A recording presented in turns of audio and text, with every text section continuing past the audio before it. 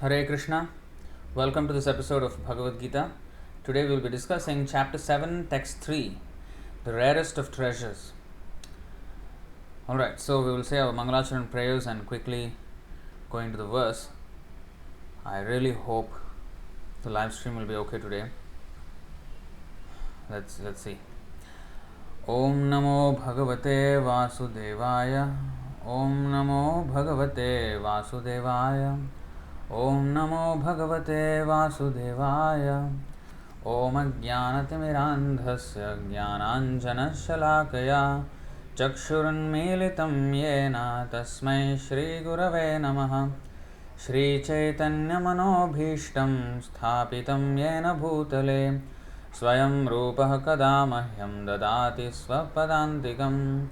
Vandeham Shri Guru Shri Yutapadakamalam Shri Gurun Vaishnavamscha Shri Rupam Sagrajatam Sahagana Raghunathanvitam Tam Sajivam Sadvaitam Savadhutam Parijana Sahitam Krishna Caitanya Devam Shri Radha Krishna Padan Sahagana Lalita Shri Vishakhanvitamscha He Krishna Karuna Sindho Deenabandho Jagatpate Gopesha Gopika Kanta Radha Kanta Namostute Tapta Kanchana Gaurangi Radhe Vrindavaneshwari Vrishabhanu Sute Devi Pranamami Haripriye Vancha Kalpatarubhyascha Kripa Sindhubhya Evacha Patitanam Pavanebhyo Vaishnavebhyo Namo Namaha. Namo Vishnupadaya Krishna Presthaya Bhutale Srimate Bhaktivedanta Swaminiti Namine Namaste Saraswate Deve Gauravani Pracharine Nirvishesha Shunyavadi Paschatya Deshatarine Jai Shri Krishna Chaitanya Prabhu Nityananda Shri Advaita Gadadhar Shri Vasadi Gaura Bhakta Vrinda Hare Krishna Krishna Krishna Hare Hare Hare Rama Rama Rama Hare Hare. So thank you very much for coming on. Today we will be discussing a very very important verse, an often quoted verse by Srila Prabhupada. Manusanam sahasreshu kaschit yatati siddhaye yatatam api siddhanam kaschin vettimam tattvataha. So as a reminder, please let me know if the audio and video are properly coming through. I really hope today's website, what is this thing? Saying website. Today's live stream will be okay. Let's see. Let's hope for the best. Last one was really horrible. I looked back at the thing. It just looked horrible. Okay, let's see how much we can do today. So we have actually a lot to cover. So Bhagavad Gita chapter 7 text 3. Okay, Himanshu is saying okay, Radhika is saying okay. Alright. So Manushyanam of men, Sahasreshu out of many thousands, Kaschit someone, Yatati endeavors, Siddhaye for perfection, Yatatam for those so endeavoring, Api indeed, Siddhanam of those who have achieved perfection, Kaschit someone, Mam me, Vetti does know, Tattvataha in fact. Translation and purport by His Divine Grace A.C. Bhaktivedanta Swami Srila Prabhupada Ki Jai. Translation: out of many thousands among men, one may endeavor for perfection, and of those who have achieved perfection, hardly one knows me in truth.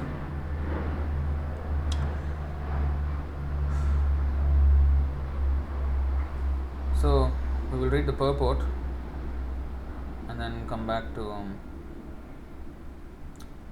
explain it. I think we'll just explain it as we go. Well, we'll read the purport.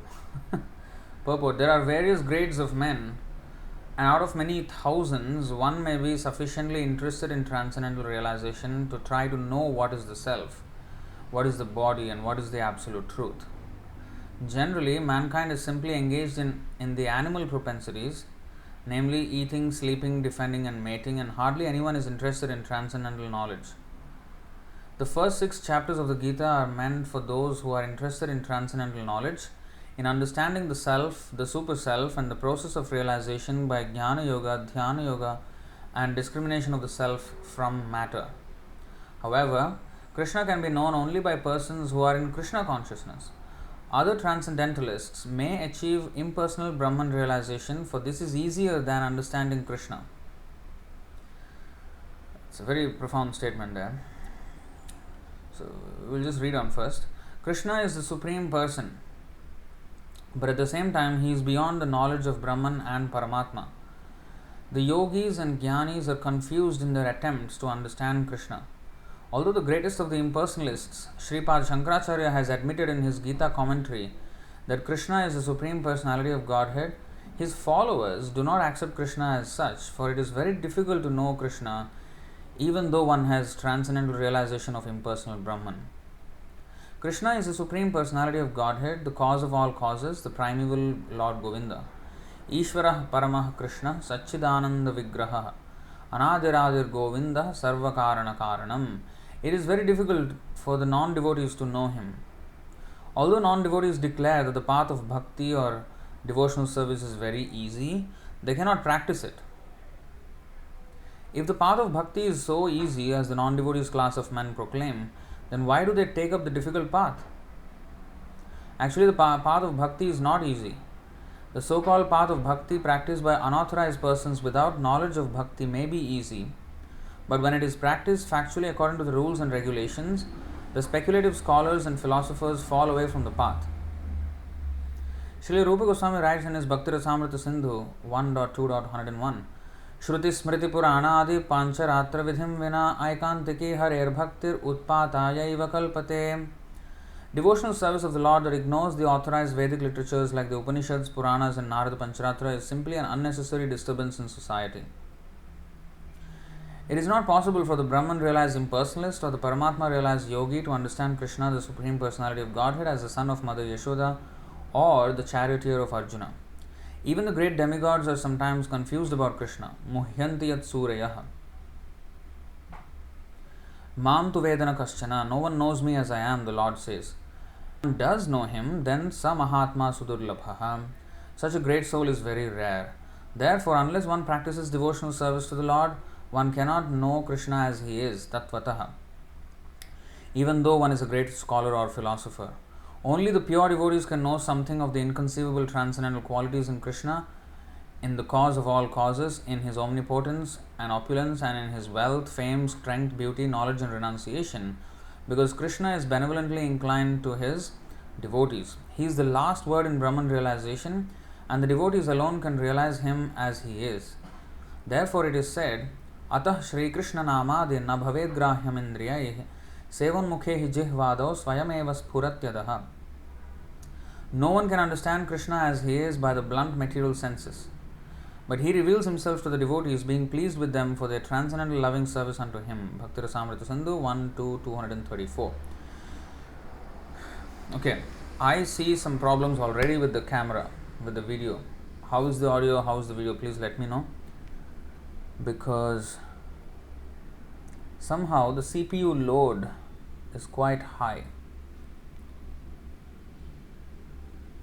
I do not know. I really do not know why this is so. I can see my computer working really hard now. Audio okay, video lagging. We're just right in the beginning of the session.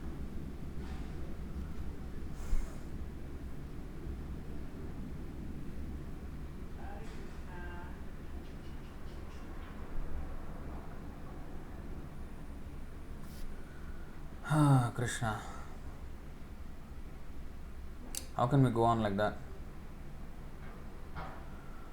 I really don't know.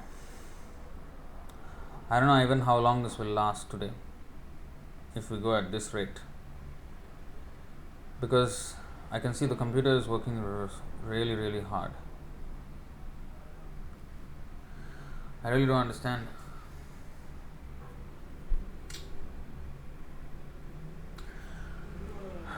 Let me know until it's unbearable, then we will see how it goes.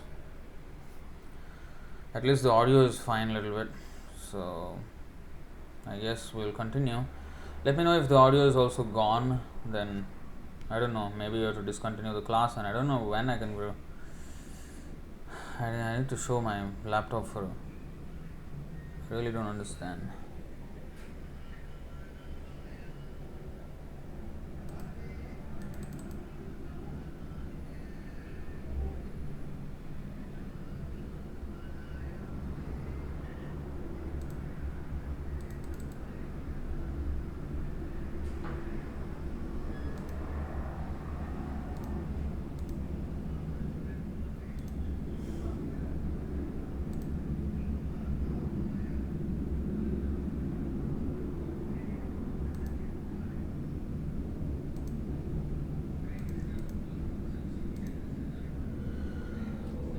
So, I mean, let's move on. Let's see how much we can do.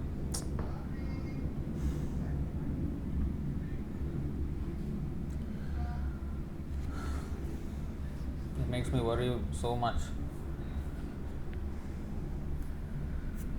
Alright, so one line here, let's go step by step. Kaschin vetti mam tattvataha. Kaschin mam vetti tattvataha. So, very few people know him. It's, if you see in the 4th chapter of the Bhagavad Gita, 4:9, Janma karma chame divyam evam yo vetti tattvataha tyaktva deham punarjanmana iti mameti so Arjuna. See that? So anybody who knows me, for him there is no rebirth, he will come back to me. You see? He said this, 4:9. Now, here he is saying, Kaschin mam vetti tattvataha. Evam yo vetti tattvataha, Kaschin mam vetti tattvataha. Now, what is Kaschin? Kaschin means someone. Very, very little. You know, sahasreshu. So, out of many millions, one can understand Krishna. Now, let us start with the word Manusanam, because Manusanam itself is rare. The human birth itself is very rare. And among human birth, now there are so many subsets. And a devotee who knows Krishna is very, very rare. So, Manusanam, there is a nice verse in the, I think, Padma Puran. Ashitim chaturas-chaiva laksham-stan jiva-jatishu Brahmadbhir purusham prapya manusham janma paryayat tadapi abhalatam jataha tesham atmabhimaninam varakanam anashritya govinda charanadvayam. They said there are 8.4 million species of life, and 8 million of them are among the subhuman species.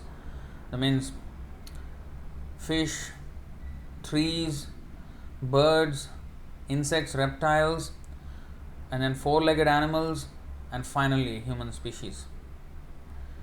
So, Jalajan avalakshani sthavara lakshavimshati krimayo rudra sankhyankaha pakshinam dashalakshanam trimshal laksha chatushpada chatuh laksha manusha. So, there are 900,000 types of species in the fish, 900,000 fish types, and then there are 2 million types of trees, 1.1 million types of insects and reptiles, 1 million types of birds, 3 million types of four-legged animals, and finally 400,000 human species. So it's very, very rare already, and this is confirmed in a few places. Let's go to first, let's go to Srimad-Bhagavatam. 11 to 29 and 30. Actually, yeah. Durlabho manusho deho dehinam kshanabhangurah tatrapi durlabham manye vaikuntha priyadarshanam.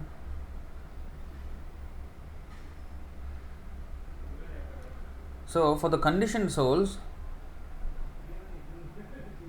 the human body is most difficult to achieve and it can be lost at any moment.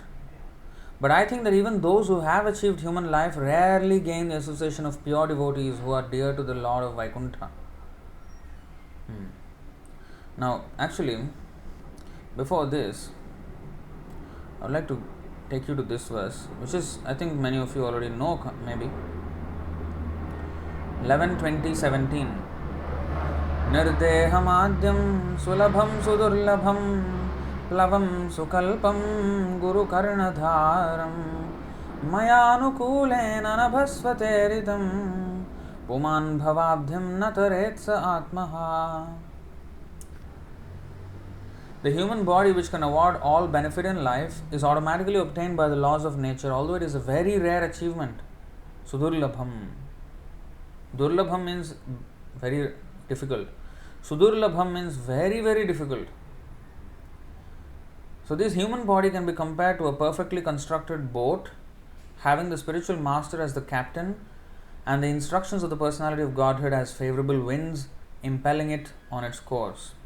Considering all these advantages, a human being who does not utilize his human form of life to cross the ocean of material existence must be considered the killer of his own soul. So, human life is very, very rare and we have to make good use of it because it will be gone in a second. Turnam yateta napatet anumrityu yavan nishreyasaya vishaya khalu sarvatasyat.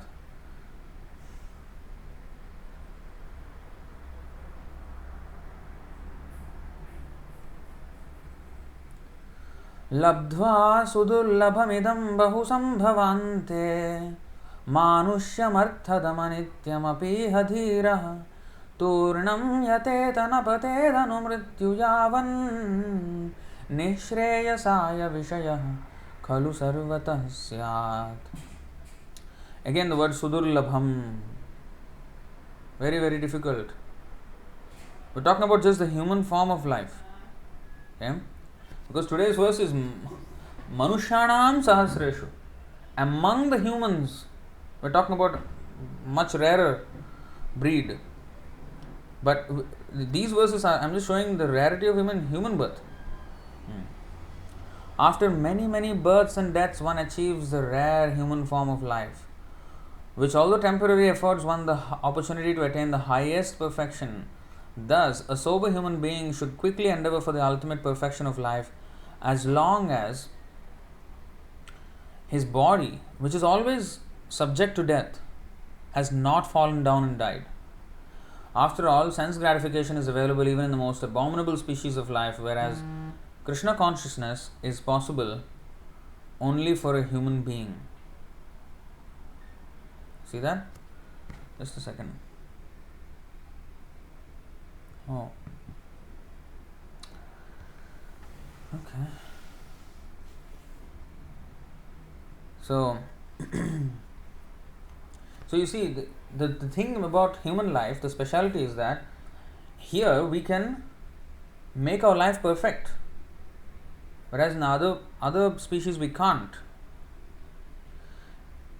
Temporary wise, we're as temporary as the animals, but we have an advantage here in human life, which the animals don't have. So, that is that we can become Krishna conscious. Now, if we go 2 verses back, 11 to 29, which we have just seen, here it says, for the conditioned souls, the human body is most difficult to achieve and it can be lost at any moment. But I think that even those who have achieved human life rarely gain the association of pure devotees who are dear to the Lord of Vaikuntha. So, next verse. Ata atyantikam kshemam prichhamo bhavato naghaha samsaresmin kshanardhopi satsangah shevadhir nirnam. Therefore, O completely sinless ones, I ask you to kindly tell me what the supreme goal is. After all, even half a moment's association with pure devotees within this world of birth and death is a priceless treasure for any man. So this is actually the greatest treasure that we have, the association of devotees. But devotees are very hard to find. Now, I want to give you some more context here. You see, Krishna says, whoever knows me, in the 4th chapter, 9th verse, he says, whoever knows me, they're coming back to me. No more birth and death. Done. Finish. So, just know about me, he said. But, today's verse, Manusanam sahasreshu. Kaschit yatati siddhaye yatatam api siddhanam kaschin vettimam tattvataha. Oh yeah, before we go there, I have this other verse to show you, right? Chaitanya Charitamrita, we have, let me just take you to this verse and then we'll come back. I think you've seen this before as well, but it's just good to put it all in context. So here we go. Chaitanya Charitamrita Madhyalila 19.144 onwards.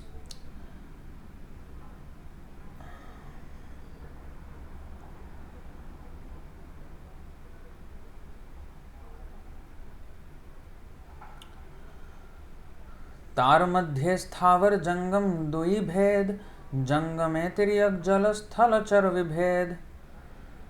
The unlimited living entities can be divided into two divisions, those that can move and those that cannot move. Among living entities that can move, there are birds, aquatics and animals. We're not even talking about the non-moving ones. Their consciousness is very, very dull, so we don't need to even talk about them. Next is those who can move, birds, aquatics, animals. Of course, this is summarization. We have, of course, the insects, reptiles, Now, next.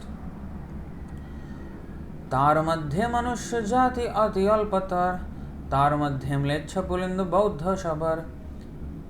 Although the living entities known as human beings are very small in quantity, that division may be still further subdivided. Why this Manusanam Sahasreshu? Because of these things. Although the living entities known as human beings are very small, that division may be still further subdivided. For there are many uncultured human beings like Mlecchas, Pulindas, Bauddhas and Shabaras. These are less than Shudras.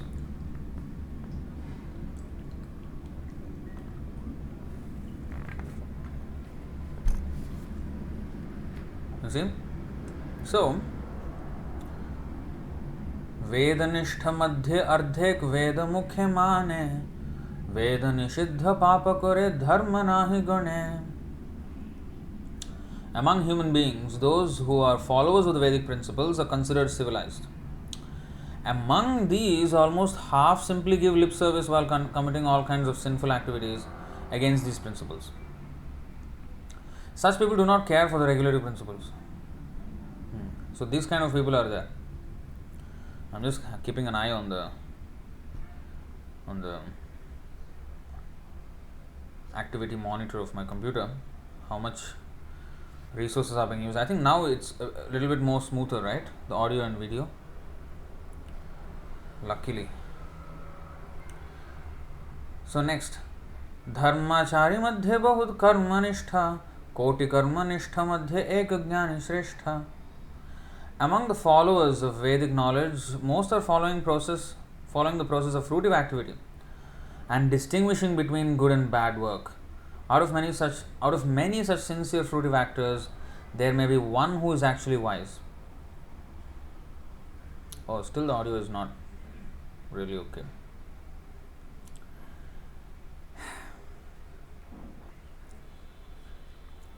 कोटि ज्ञानी मध्य होय एक जन मुक्ता कोटि मुक्त मध्य दुर्लभ एक कृष्ण भक्ता. Out of many millions of such wise men, one may actually become liberated or mukta, and out of many millions of such liberated persons, a pure devotee of Lord Krishna is very difficult to find.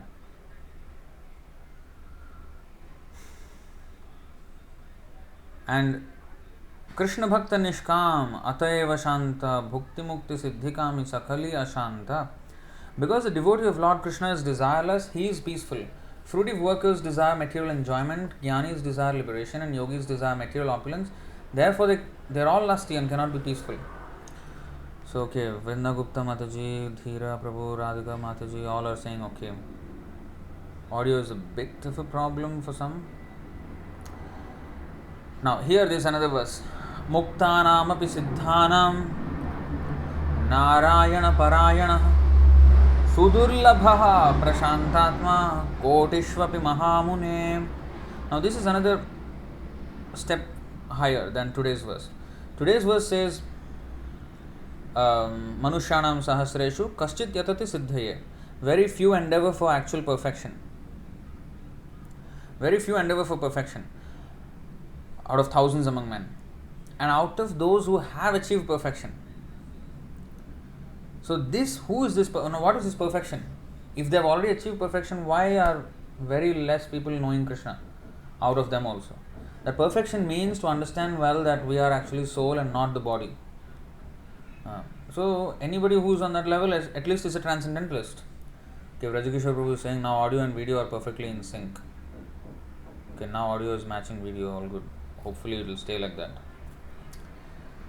So, Kotishvapi Mahamana, so, see, Muktanam api Siddhanam, even among the so-called liberated and perfect people, Narayana Parayana Sudurlabha.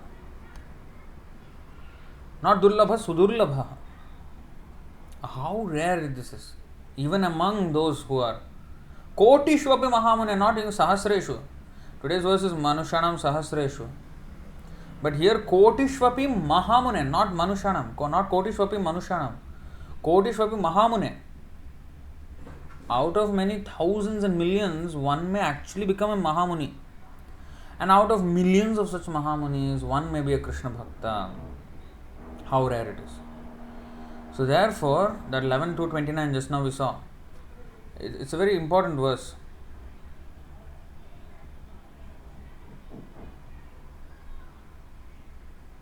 You see, Durlabho Manusha Deho. Already this Manusha Deha is Durlabha. Dehinam Kshanabhangura. Kshanabhangura means in a moment it can be lost. This great treasure that we have, human birth. Now, even more difficult than that is to Tatrapi Durlabham Manye Vaikuntha Priya Darshanam. Now, this is another interesting thing.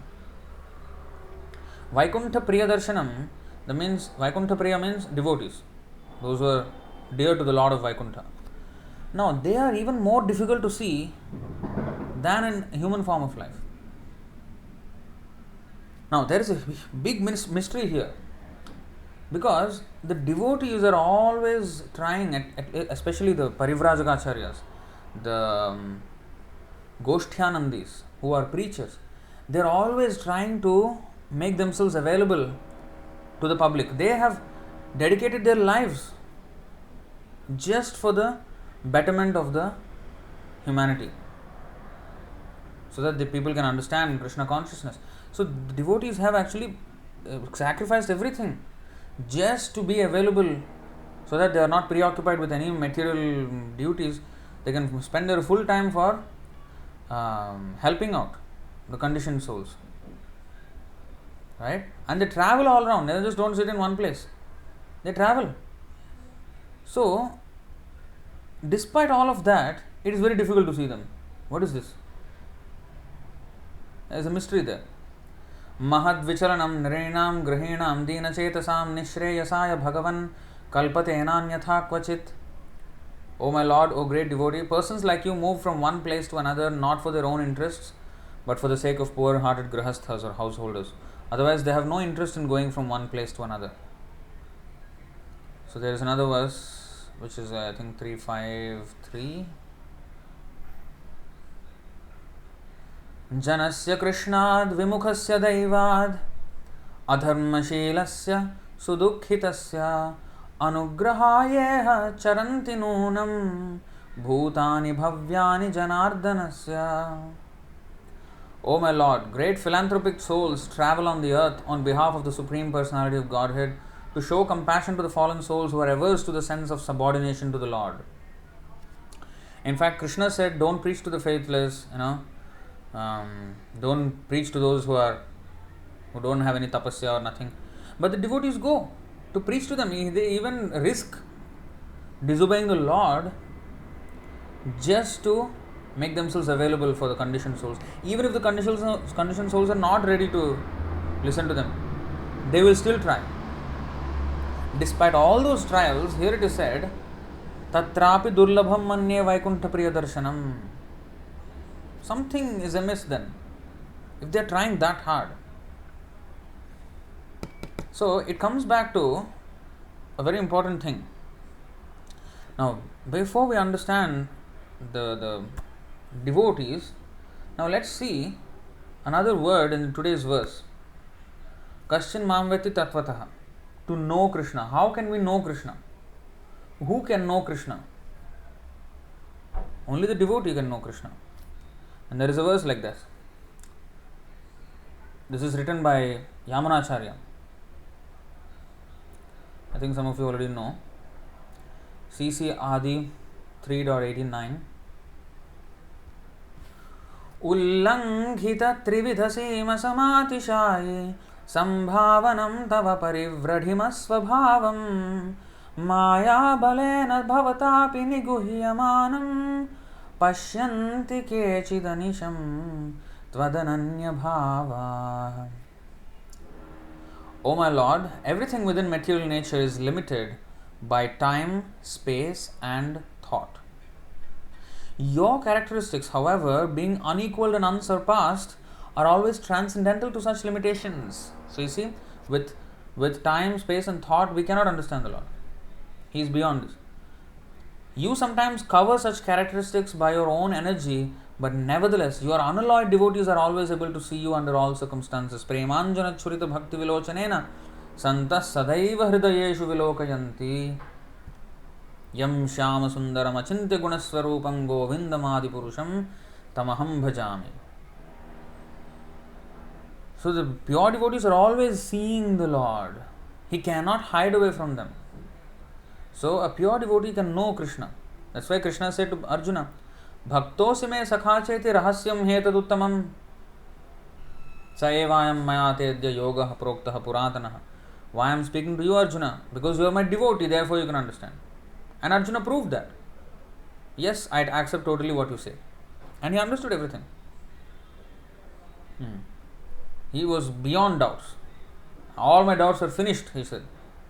Nashtamoha smritir labdha tvat prasadan mayachyuta. So, this is the effect of associating with Krishna or the pure devotee. So, we have to understand now that devotees, first of all, we are not interested. Karmis are not interested in this whole thing. But in this whole, karmis, then the jnanis are there, and then the yogis are there. So they are counted among transcendentalists. Even they cannot understand. Only a devotee can understand, pure devotee. Now, I'll show you another verse. In the Bhagavad Gita, chapter 12. Many of you already know this verse. Not a new verse, 12.5. Kleshodhikatarastesham avyakta sakta chetasam avyakta hi gatir dukkham dehavadbhiravapyate. Before this, then is another verse. Sorry. Srimad-Bhagavatam 5, 6, 18. I think you know already this verse. Especially the last line. Muktim dadati karhichit smana bhakti yogam. Krishna can give liberation very easily, but bhakti he will not give, because by bhakti you can not only know Krishna but capture Krishna. So it is very difficult to attain. Mukti is easily gotten. But now, in the previous verse, Kleshodhikataras tesham avyakta asakta chetasam. So for those whose minds are attached to the unmanifested, impersonal feature of the Supreme, advancement is very troublesome. to make progress in that discipline is always difficult for those who are embodied. Now here we have something interesting. Impersonal realization is very difficult. Actually, devotional service is way easier, right? We're not doing big tapasya, big study of the Vedas. We're studying books, but and we're not doing big tapasya. Our life is actually easier. All our senses can be employed, whereas they have to make everything a void. So they are trying like that. So it's very difficult to do that, whereas this is easier. Then how come devotional service is more difficult? And moreover, it is said that the devotees always travel and move around to just help the fallen souls, but they are more difficult to find than even human birth. Human birth is already rare, but to find a devotee is very, very rare. Why is that so? So what is the paradox here? If it is this easy, then why is it so difficult? If the devotees are always reaching out, why are they very difficult to find? So here comes our what is that called? Independence. Our independence. So if we choose to turn to Krishna, then the path is ready. And if we have the mercy of the pure devotee, path is ready, open. It's open for everyone. But we don't want it. And this does not apply only to, persons who have received human body. But if we really see, even after coming to Krishna consciousness, even after having associated with the pure devotee and taken to the process of Krishna consciousness, even then it is very difficult for the person to reach the stage of perfection. There are so many stages: Ādau Shraddha, Sadhu Sangha, Bhajana Kriya, Anartha Nivritti, Nishtha, Ruchi, Asakti, Bhava, Prema. There are so many stages before we can reach to Prema or love of Godhead, where one can actually be called a proper devotee. Now, in that itself, there is so much filtering. In every stage, there are lesser and lesser and lesser and lesser people. It's like a filter, with each layer filtering out so many people. And at the last, it's very few people who actually make it all the way to Prema, through to Prema, Krishna Prema. So, what is it that is holding us back? It is our anchor for this material world.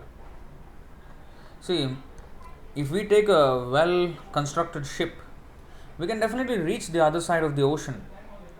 But if I have not let my anchor, if I have not let go of the anchor, if the anchor is let down, I can't move. How much ever I may try, I will not move.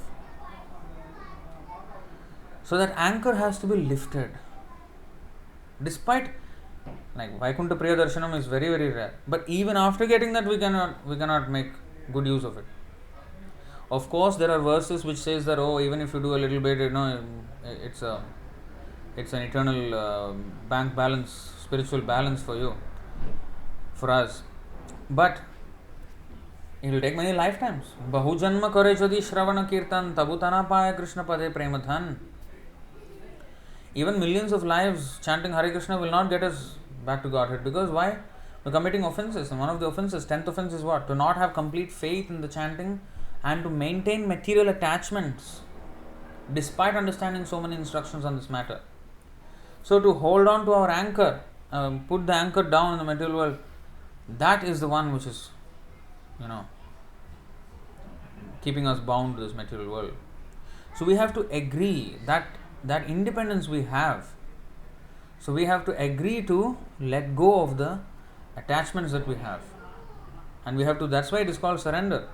Ye yatha mam prapadyante, tam sathaiva bhajamyaham. Yadrishi shraddha, siddhir bhavati tadrishi. I think maybe you have seen this verse, Brahma Samhita 5:61. See, dharman anyan parityajya mamekam bhaja vishwasan. Same as, what is that? Sarva dharman parityajya mamekam sharanam vraja. Here also. Dharman anyan parityajya mamekam bhaja vishwasan. Krishna is telling Brahma in Brahma Samhita. Yadrishi shraddha siddhir bhavati tadrishi. This is 1866 and 411 of Bhagavad Gita combined. So he said, give up everything and surrender unto me. Now how much you have faith in that surrender, that much you will get perfection. Siddhir bhavati tadrishi. So faith means we have to let go of the anchor. We have to, remove the anchor. We cannot keep the anchor to the floor. So that is important. If I am keeping the anchor means I have no faith in the instruction. I am not giving up that anchor. So we have to voluntarily give up. What is that song? Shera se majia. Mukhe bolo. No. Lochandas, I think, has written. Parama Karuna Pahudu Vijana, the last verse of that song.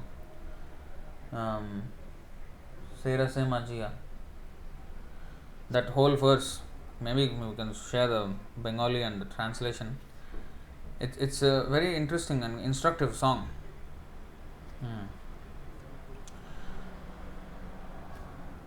So kurvan nirantaram karma lokoyam anuvartate tenaiva karmana dhyayan mam param bhakti michhati. Abandoning all meritorious performances, serve me with faith. The realization will correspond to the nature of one's faith. The people of the world act ceaselessly in pursuance of some ideal. By meditating on me by means of those deeds, one will obtain devotion characterized by love in the shape of the supreme service. Alright? So, it is our misuse of independence that keeps us from... Okay, here we go. Dhira Prabhu. Samsare majia rohili poriya shepade nahilo asha. Oh. Apana karama gunjaye shamana koho elo chanadasa. Vishaya chhadiya shera se majia mukhe bolo hari hari. Yes. So, let's see both of them.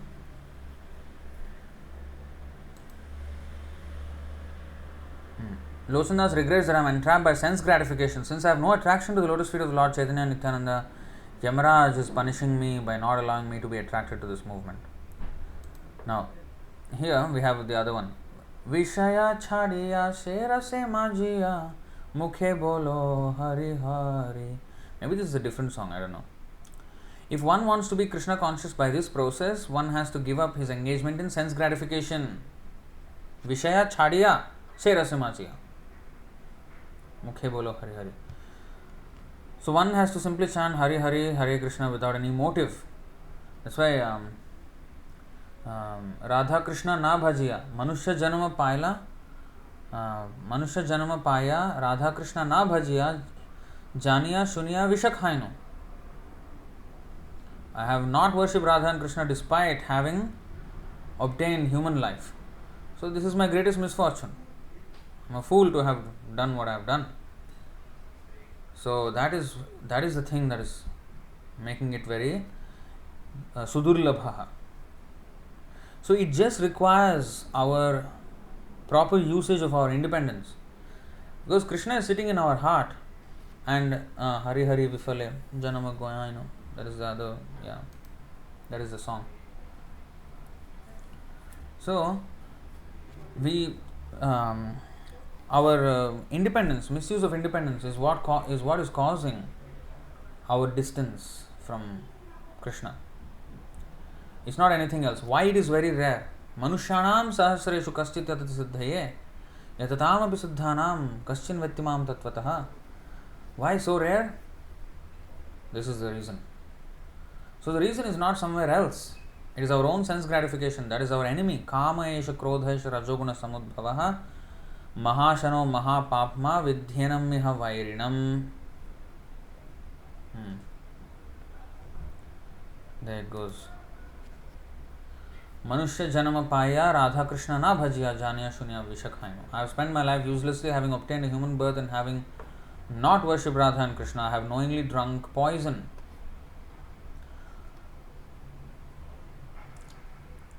So if you see the Shikshashtakam, the first verse glorifies the Sankirtan movement. How glorious is the holy name. So to at least theoretically accept, that is the first stage. If you see the 8 verses, there are progressive stages of advancements towards the highest platform of love of Godhead. That is the Shikshashtakam. So the first step in that is to understand the glory of devotional service and especially the chanting of the Sankirtan movement, especially for this Kali Yuga. That is the first step. Now, having understood, if we have some faith in that, which if we are here in this live stream here, we obviously have at least some faith in that. So, Ado Shraddha. And then Sadhu Sangha. Then in the Sadhu Sangha, what happens? We learn so many bhajana kriya. We get initiated, we try to surrender ourselves. Now, we have taken up the chanting. Now, in the second verse of Shikshashtaka is showing us that although this is so powerful, I have no attraction. I am so unfortunate, not able to give up. So if we check ourselves, most of us, at least I for sure, are stuck in that second verse of advancement in the Shikshashtaka. Trinadapi Sunichana, where is our humility? Where is our humility? Where is the tolerance? Little bit things we are getting agitated, getting upset, getting tantrums and all kinds of things happen. Trinadapi Sunichana not there. How can we come to Kirtaniya Sadahari? Tarorapi Sahishnuna is not there. So Krishna will also give us situations where we have to really learn tolerance, learn to become humble. And it can be sometimes very painful lessons, So that's how Krishna trains, because ultimately Krishna knows that this is going to be good for this devotee. I want him to become serious. So for that he has to become tolerant and he has to become humble. And if he's not, then I will make him humble. I will humiliate him. So sometimes things happen like that. So, and our patience, our everything will be tested. And because we are having material, and to be actually 100% humble, one has to be completely aloof from the bodily concept of life. If one has even the slightest trace of bodily concept, he cannot be humble completely. It's just impossible. Because if somebody insults or somebody does whatever it is, how can a devotee tolerate all of that? Only if he understands that he is not the body. Whatever happens to the body, why should I be agitated? I am not the body. I am actually a soul. And what is a soul? Very small. So why should I think I am very big? In fact, the blade of grass is way bigger than the size of the soul. Way bigger. Keshagra shatabhagasya shatadha kalpitasya cha. Balagra shatabhagasya shatadha kalpitasya cha. So, it is 1/10,000th part of the tip of the hair.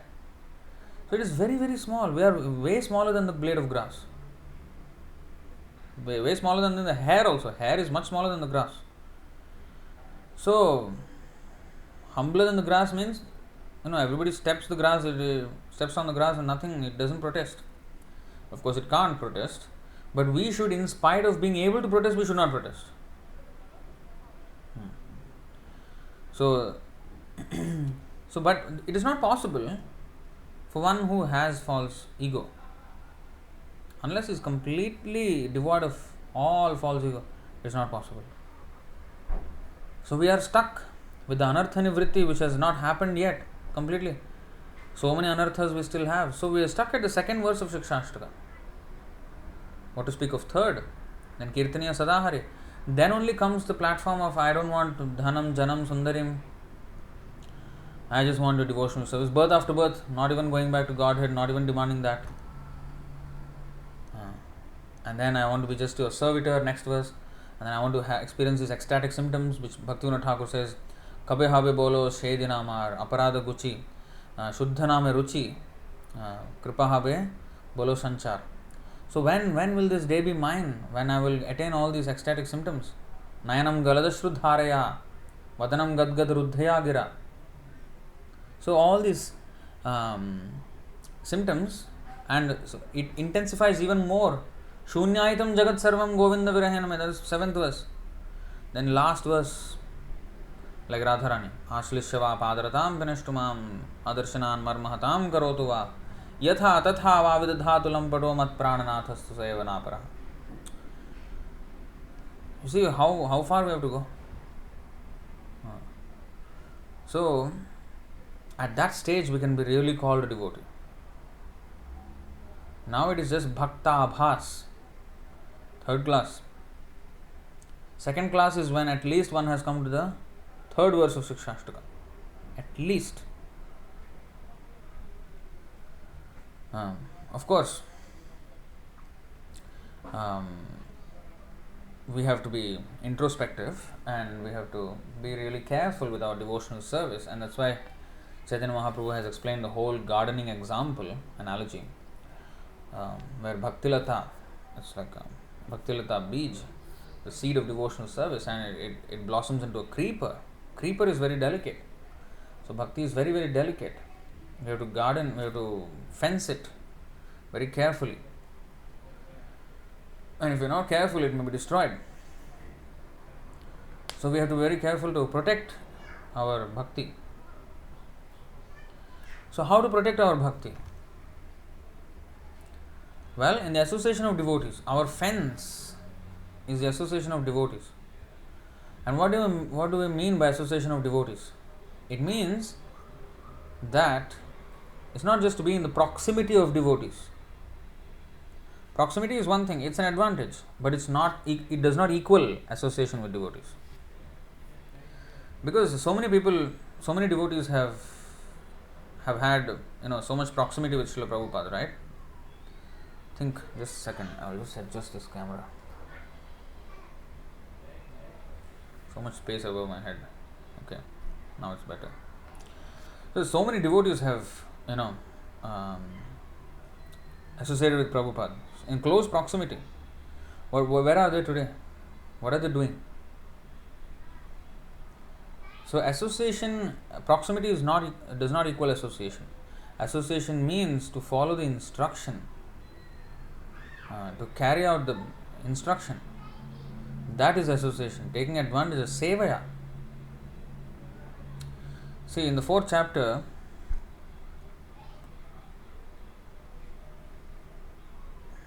(34), we know this verse. Tadvidhi pranipatena pariprashnena sevaya upadekshanti te jnanam jnaninas tattvadarshinaha. Just try to learn the truth by approaching a spiritual master, inquire from him submissively and render service unto him.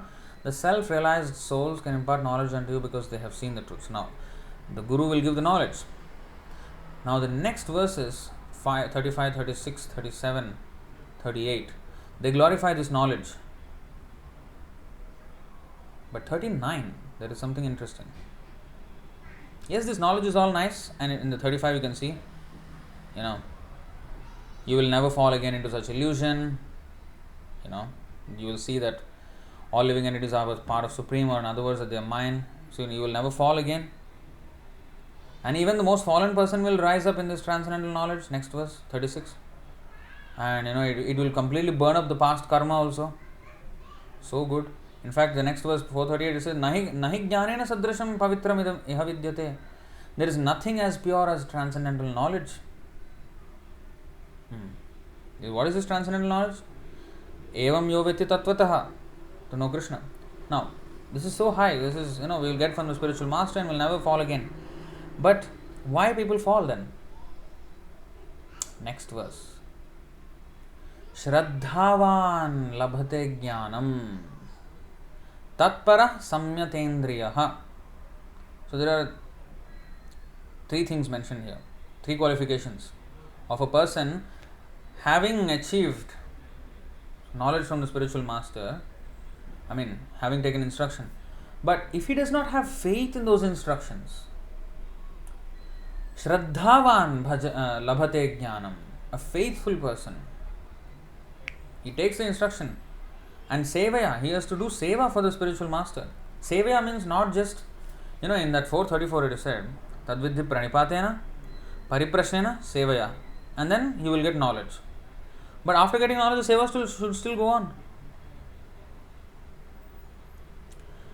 And he must serve the spiritual master. The whole point of knowledge is to serve Krishna through the spiritual master. Dāsa, dāsa, anudāsa. So if you don't do that, and if you don't have faith in the word of the, that's why it is a yasya deve para bhaktir yatha deve tatha gurav tasya ete kathitha hi artha prakashante mahatmanah. Shvetashvatara Upanishad 6.23. What is that? We have to have complete faith in Guru and Krishna, and then only we will get all the knowledge. Shraddhavan labhate jnanam. Shraddhaval, here it is L because it is Sandhi, but actually Shraddhavan. Shraddhavan, as you can see here. Shraddhavan labhate jnanam. And then, what is that? Tatparaha, he must be very attached. He should be first of all having faith in the knowledge given by the spiritual master, and he has to be very attached to that knowledge. That means we have to be very closely attached to the knowledge. That means every day we have to read and always seeing through the Shastras, everything. Not like, okay, now it is a class time, we will open the book, after that close the book and forget about the whole thing. When the class comes, okay, nice, again. Not like this. Always attached to it. But we're very attached to it. If we don't read a day, then you feel something is missing. And reading is one thing, and then also applying it. Introspecting ourselves with that knowledge. And seeing everything else also. Through the eye of the scripture. Shastra Chakshu. And the other part is Samyatendriyaha. Samyatendriya means controlled senses. If my senses are uncontrolled, that means there are 4 regulative principles we promise in them when we get initiated by the spiritual master. No meat eating, no illicit sex, no gambling, no intoxication. If we follow these things, then there's Samyatendriya. And of course there are many other subsidiary rules as well, many other rules. So you have to follow all of that. Then it is Samyatendriya. Nectar of Instruction also has information about how we have to control our senses.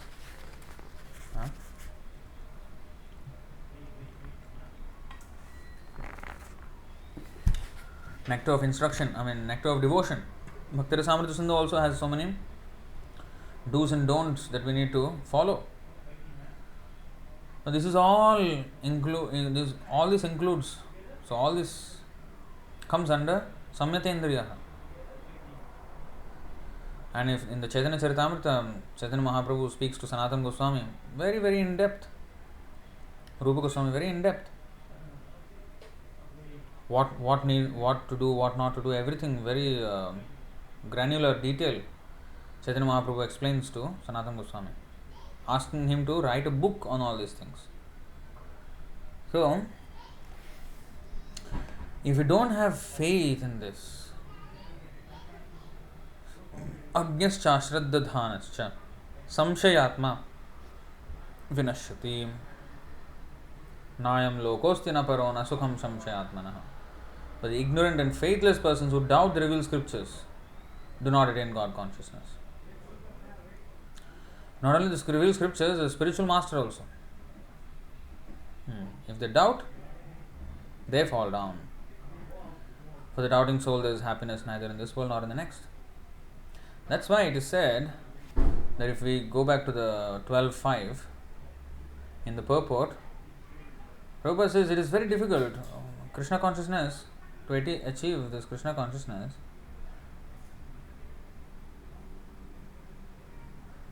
You see here,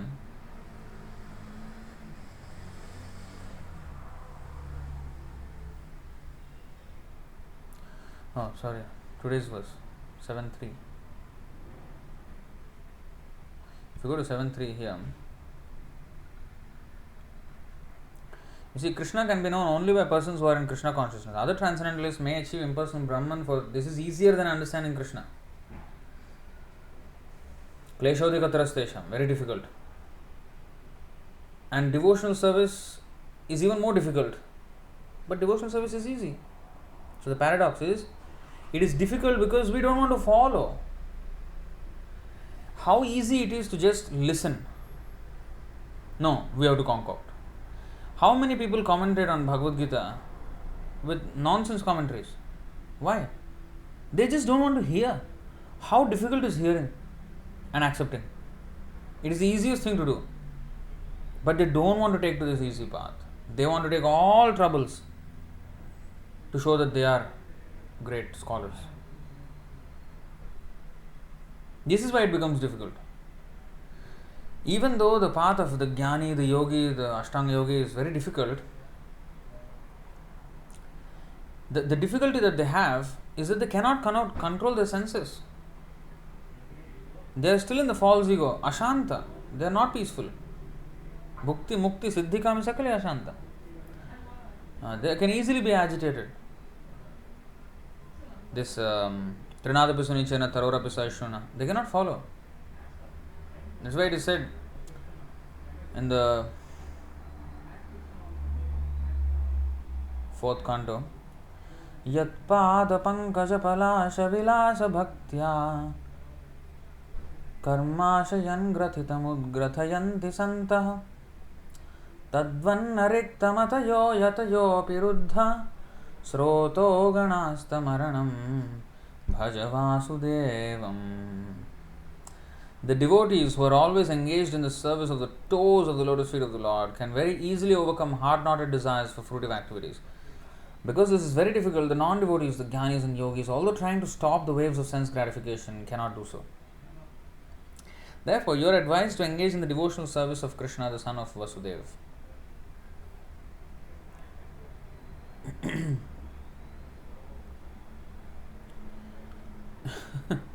Rajeshwari Mataji is saying, it is easy to hear and understand, but difficulty in imbibing those teachings.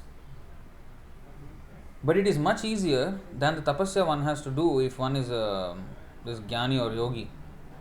What all they do, they go to the Himalayas and in the cold weather they do tapasya for many, many years. And when it is hot, they surround themselves with fire, and scorching heat of the sun. It's very, very difficult to do all of that. If we think imbibing or kind of following those in the practical world is a little bit difficult, it's nothing compared to the inconvenience we have to go through if we have to go to Ashtanga Yoga system. But still their result is very paltry, not very significant. Because they don't want to give up the idea of controlling sense gratification. They cannot give up. This is their biggest problem. And that is the only thing actually that is separating us from perfection. So we have to voluntarily give it up. And sometimes we can't. And that's why devotees will push us. And that is a blessing actually. So devotees, Manusanam Sahasreshu. The other aspect of this verse is just the rarity of devotees. Now, if today's verse is said 1 in a million, millions and millions, only one is a devotee. Now, we have a community of devotees. We are very fortunate to have the community of devotees. But when it is so easily available, we become familiar, we take it for granted. And we don't become careful in such an association, and we commit offenses and go down. So we just need to, remind ourselves that this is a very, very, very rare opportunity that we have. It is super rare. Manusanam is already rare, human birth. Among human birth, as we have seen, so many uncivilized. Incivilized, so many only lip service. Those who are following, mostly karmis. Among many thousands and millions of karmis, one jnani. Among many thousands of jnanis, one yogi. Among many thousands of yogis, one devotee. And among many thousands and millions of devotees, one pure devotee. So when Krishna says, Evam yovati tattvataha tyaktva deham punarjanmana iti mameti sorjuna. If you know me, you will come back to me. Very easy. Who will know Krishna? Dadami buddhi yogam tam what is it? Yena mam upayantite bhajatam priti purvakam. Those who serve Krishna with love and affection, that is the candidate, proper candidate. Yeah, so Vrajageshwar Prabhu has shared the 5, 5, 21 and 22. So this is similar to the 19.144 Madhya all the way through 149. We have just gone through that. So this is similar to that. In fact, that one gives more context of so-called even Manusanam and what are the divisions among human beings. And coupled with all of that, we have many cheaters, gurus who are just, who take them away from that path. So it's very, very rare opportunity we have, you see. So we have to treasure this. This is the rarest of treasures. That's why today's title I put as Rarest of Treasures. There is a nice verse, hold on a second. Srimad-Bhagavatam Madhya 24, 125, I think.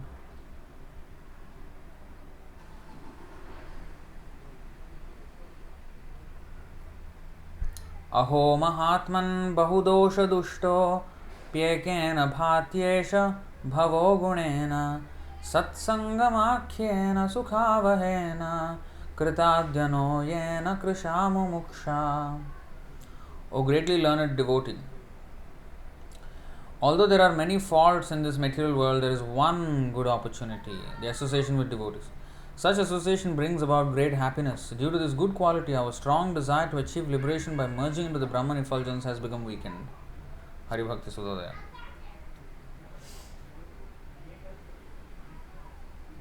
See that? One good opportunity among many, many faults, which is the association of devotees. And only with sadhu sangha our devotion will sprout. Our devotion will be protected. Our devotion will be, what is that?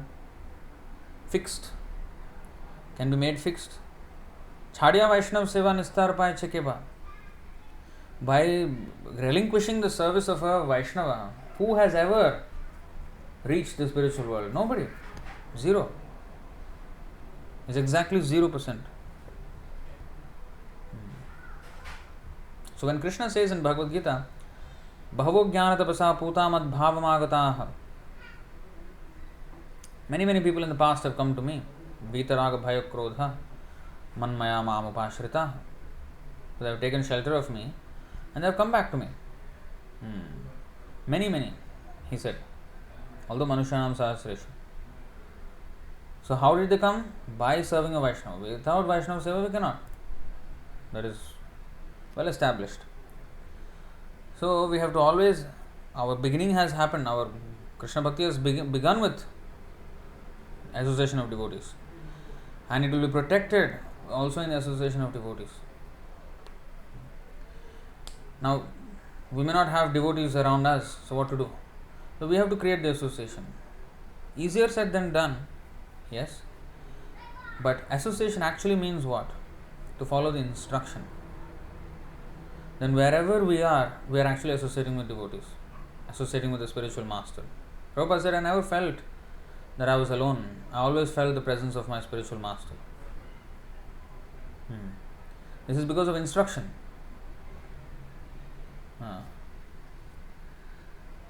So then we can see the spiritual strength when we follow. There's no doubting that. But when we don't follow, that's when the whole thing becomes problematic. So, to summarize, we have to basically take advantage of this rare opportunity, not throw it away. Many times I see, devotees, they just fight over trivial things and then leave the temple and leave the association. In fact, now also there is somebody who is just, bad mouthing us. Unfortunate, very unfortunate for them. Very extremely unfortunate. What can we say? So, they choose to criticize devotees or leave the devotees association, but they will never take good guidance from the devotees. And if little bit the devotee chastises, oh, he becomes the enemy for life. For life. So this is the problem. So I wanted to show you this verse. Oh yeah, today morning I was seeing something interesting. Surya Sankashan. Okay, let me show you this verse. When the Maharaj Nimi received the Navayogendras, the 9. So this is how, when he was performing sacrifice, then these Navayogendras, these 9 liberated persons, they came to visit the king. And this is how they were described. 11-25 Bhagavatam. Tan drishtva Surya Sankashan Mahabhagavatan Nirpa Yajamano Gnayo Viprah Sarva Evopatasthire. Surya Sankashan, who rival the sun in brilliance. They were so bright, so effulgent that they rival the sun. Now, my dear king, seeing those pure devotees of the Lord who rival the sun in brilliance, everyone present, the performer of the sacrifice, the brahmanas, and even the sacrificial fires stood in respect. That was the position of these pure devotees, the Navayogendras. Now, Surya Sankashan, who rival the sun in brilliance. In fact, that is actually an understatement, because they are even brighter than the sun. And that is explained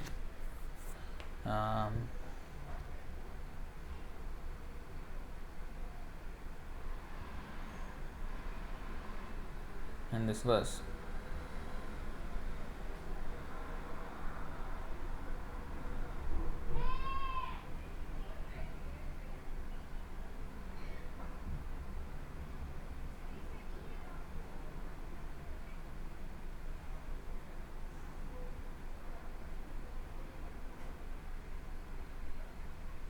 Yes, 11:26-34.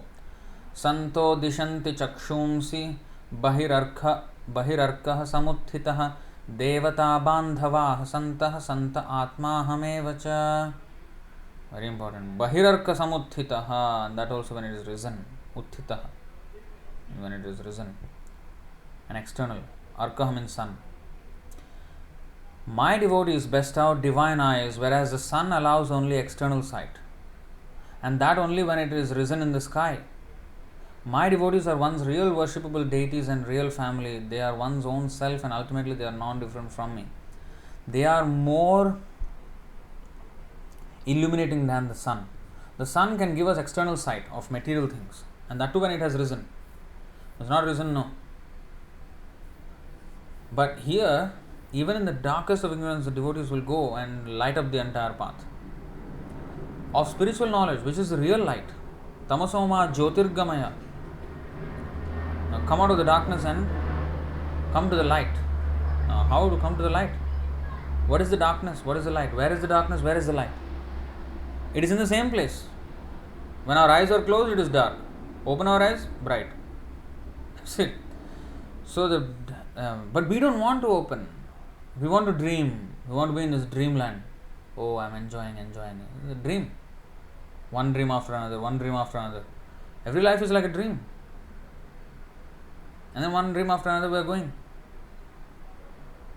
So the spiritual master says, hey, shut up and wake up. What are you doing? So that is the spiritual master's duty.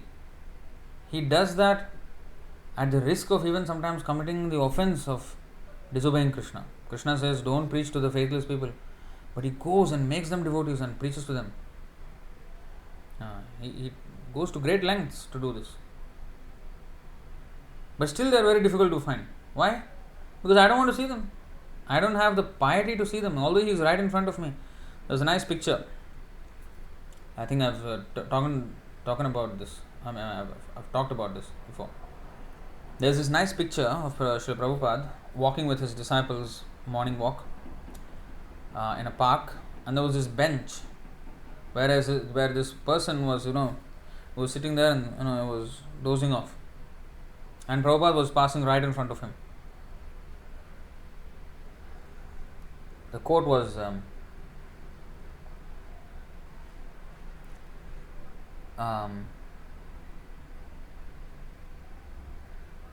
something like, when the opportunity of a lifetime comes, then grab it within the lifetime of that opportunity. It's a beautiful quote. When an opportunity of a lifetime comes, grab it within the lifetime of that opportunity, because it's not going to last very long. So he missed. For him, what is pure devotee? What is devotion? But the pure devotee was just right in front of him. And some people, they may be awake, wide awake, still they cannot see. Still they cannot perceive. I'll give you my example. When I was living in Hyderabad, when I was a very, very small boy, 6 years, 7 years old, we were in this place called Nampalli. Nampalli is the colony in Hyderabad. Now, that is where, very near to that, was the temple in which Prabhupada actually, he established that temple in Hyderabad. But I never knew about it, nor did my family, nobody, none of our near friends or relatives, anybody knew about that temple. Nobody ever talked about it. It was just in the precincts of our house actually. I don't know where exactly, but geographically. But it's just there. Nampalli was just very close to that. But never knew. So, because we are not ready. We're just not ready. Because our independence, at what stage we are. We are not even coming into the classification of the 4 pious people, Bhagavad Gita 7:16.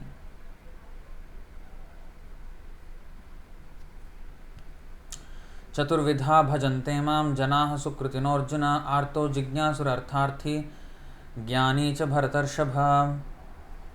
O best among the Bharatas, 4 kinds of pious men begin to render devotional service unto me. The distressed, desire of wealth, inquisitive, and he who is searching for the knowledge of the Absolute, the wise. So, they will come to him. They will come to Krishna. So, if we are not even anywhere close to this, then we will, even the devotees are right in front of us, we cannot see them. We cannot identify them as devotees. So, our centers are all over the world.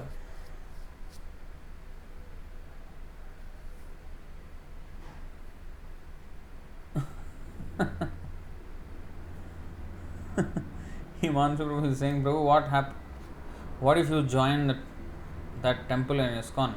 Then you would not be here in ISKM. Thank Krishna you came to Singapore. It is Krishna's plan, of course. It's very fortunate. I consider myself very fortunate, in fact. I did not have to go through all of that. Krishna has his plans, but it's just, it's a matter of time before everyone will contact Krishna. Because it's either now, or 10 years later, or 10 lifetimes later, or 10 creations later, or, 10 minutes of Mahavishnu, where one breath is one whole creation and exhalation, or 10 hours of Mahavishnu, or 10 days, or 10 years, or 10, But one day, we all have to come to that path. Until then, until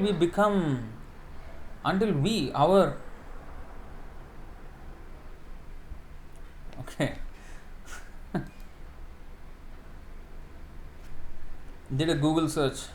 Hyderabad temple deities are also Radha Madan Mohan. Yes.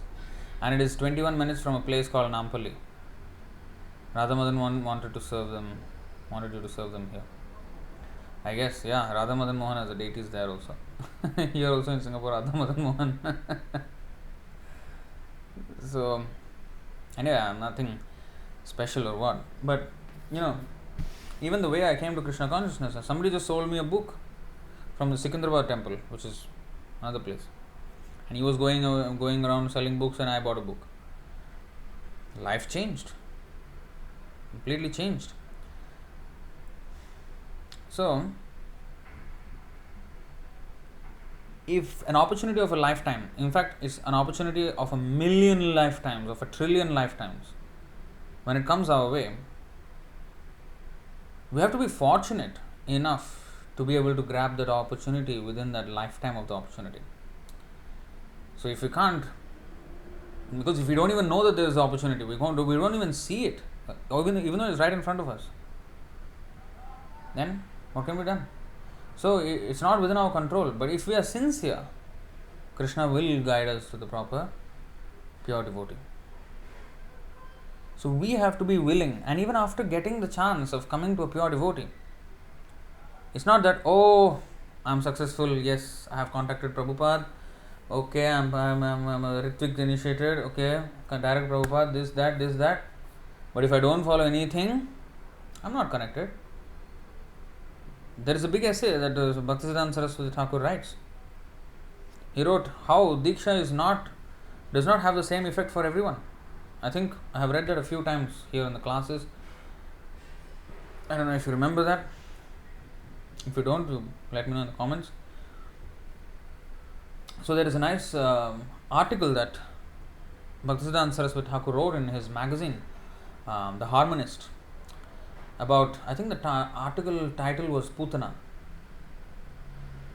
and it's a very, very insightful article. And in that he explains that the effect of Diksha is not the same for everyone. If somebody can maybe even post quote that part of that essay where he talks about this, maybe even in 2 parts, because I can't show everything in one go, 2 or 3 parts even, I don't mind. So I can show that. I mean, it is really very, very instructive.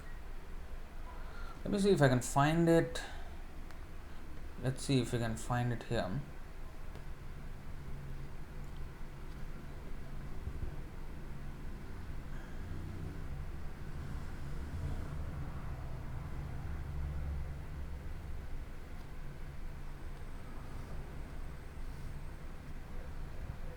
If you search for okay, here we go. The whole thing is there. It's very long though. It's there in the comment section now. Let me search for some phrase within that. Let me say initial impulse. And if I search that,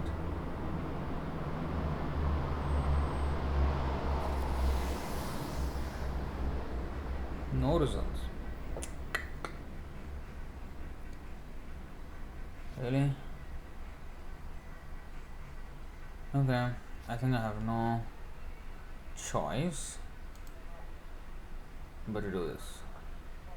Oh, the whole screen is gone. Initiation puts a person on the true track and also imparts an initial impulse to go ahead. It cannot, however, keep one going for good unless one chooses to put forth his own voluntary effort. The nature of the initial impulse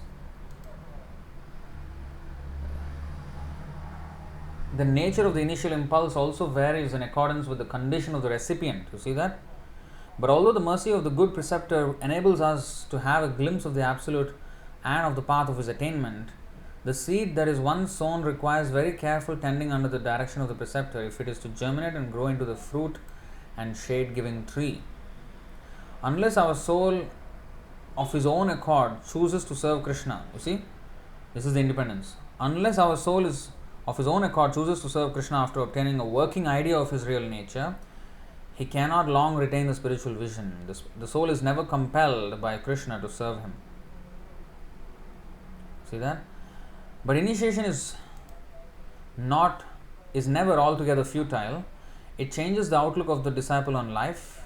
If he sins after initiation, he may fall into greater depths of degradation than the uninitiated. But although even after initiation temporary setbacks may occur, they do not ordinarily prevent the final deliverance. The faintest glimmering of the real knowledge, of the Absolute has sufficient power to change radically and for good the whole of our mental and physical constitution, and this glimmering is incapable of being totally extinguished except in extraordinarily unfortunate cases. So,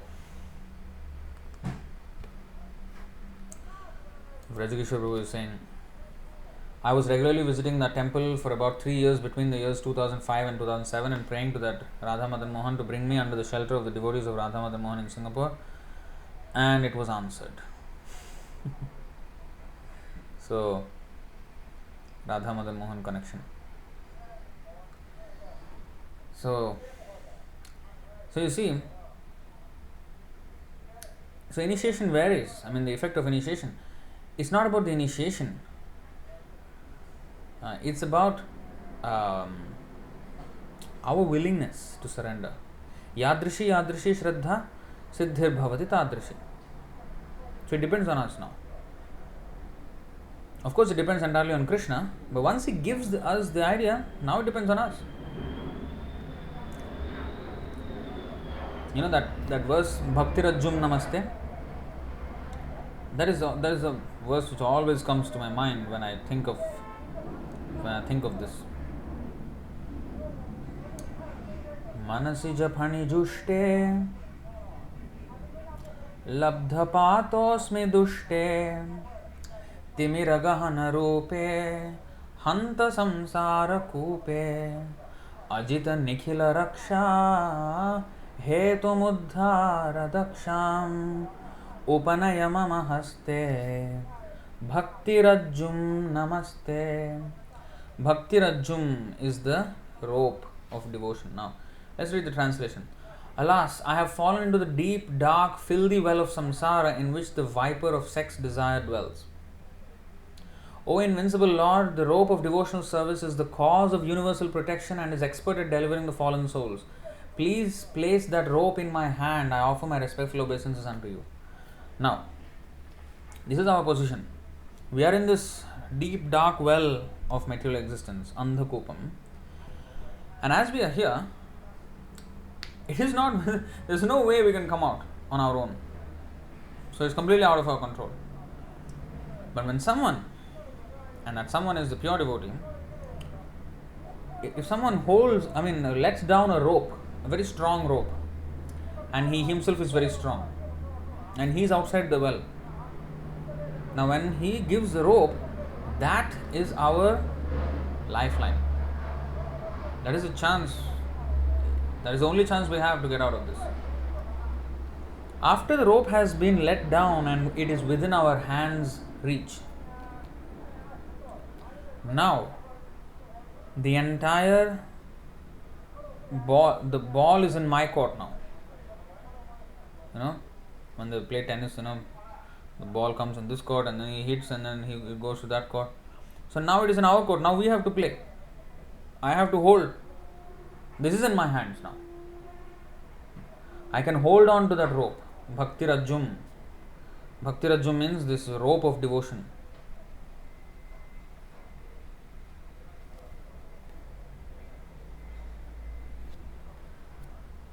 So that is within my reach and now I have to hold. I cannot say, oh, help me. Arre, that rope is there. Just hold on to the rope. How tightly we hold on to the rope, that much easily we will come. If after having holding on to the rope, if we become a little bit slack in our grip, then again we will fall. You see? So we have to hold on to it tight. That means We have to hold on to the instruction of the spiritual master and live in the company of devotees. It is a very, very rare treasure. It's the rarest of treasures. We are talking about wealth which is unimaginable. Everybody, business people, they talk about, how to earn money, how to deal, how to get some deal through. We are talking about also a great deal here, an excellent deal. The rarest of treasures at the cheapest of prices. I think I did a TikTok. I think TikTok link is useless to share for Indian devotees. I think we did that on Instagram as well. So, how Lord Chaitanya's mercy is highest benediction. I think the impossible triangle, that was the title of that video. How he delivered the greatest mercy at zero cost. So, if it is that simple, that kind of a deal we are discussing here. So we have to take it. It is not something to play around with. We cannot be lax.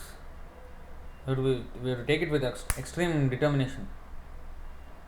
No, this time I have to be serious. Enough. If I really... People say, devotees say, oh, I don't want to come to this world anymore, Prabhu, it's so much suffering. But then, he's nicely enjoying. Ask him to chant, Prabhu, Hare Krishna, I have no time, my job, my this, my that. Just recently, yesterday night, one boy who was in one of our Telegram groups, he left the group. He was taken out of the group by one of the devotees. Because he was in that group for quite some time. And he was not interested. So we just asked him in the group, where are you, what are you doing, we haven't heard from you a long time. So he said, oh, I'm studying for my exams. It is very important, it is very, very important, and I have this many subjects. He listed on all the subjects, about 10 of them. And he said, you see how many subjects I have? This is why I have no time for this Krishna consciousness. Then I wrote, final exam is death. That is a real exam. So anyway, he said, I don't want to trouble that. I don't want to argue that, but it's just difficult for me. I read and study for about 6 to 8 hours a day. It stresses me out if I read more. I said, no, you read Bhagavad Gita, it won't stress you. Your stress will be gone. And then finally, when all the devotees were pushing him, then he said, honestly, there is nothing to be learned in Bhagavad Gita. It does not help me in any way in life. The real thing came out. So what I am trying to say is, even in the association of devotees, one can slip away. How much great opportunity, unfortunate. So on one side, devotees say, oh, I want to be, I don't want to come back to this material world. How serious am I? Am I doing what needs to be done? I always hate to wish. Although as a matter of etiquette, I do wish people Happy New Year or Happy Birthday. What is the use of wishing? Wishful thinking, it is a good wish. It may be cute. I will be with Krishna, and you can have some cute feelings about that. But if there is no sadhana going on, no Mangalarati, no chanting, no reading, not eating Krishna Prasadam, just eating something, or only eating Krishna Prasadam, nothing else, not reading. All these are pitfalls. You're not associating, fighting with devotees. There used to be one lady here, in the temple. Now she is writing all sorts of nonsense. So, blaspheming devotees is her occupation in life. So, she used to say, oh, I don't want to come back to this material world, I don't want to come back. But her activity is all blasphemy of devotees. Where she will go? Okay, here is the impossible triangle conquered by Lord Chaitanya.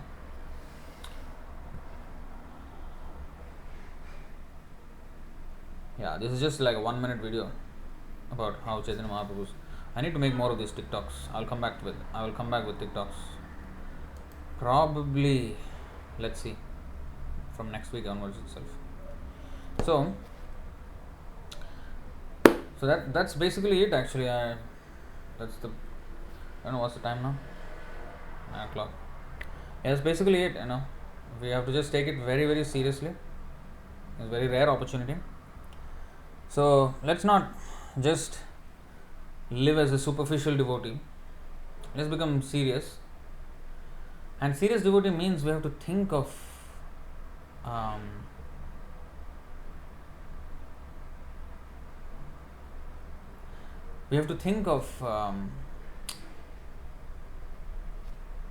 preaching.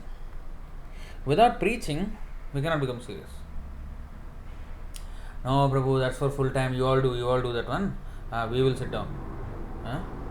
We'll sit down and sleep, eat prasadam, and that's it. And chant some shlokas, show that I'm a great scholar, or I'll have some fun. You all preach, Prabhu. You are all sannyasi, brahmachari. You all do it. No. Grihe thako, vane thako, sada hari, bole dako. Wherever we are, whether house or forest or what, we have to chant Krishna's name and we have to preach about Krishna consciousness.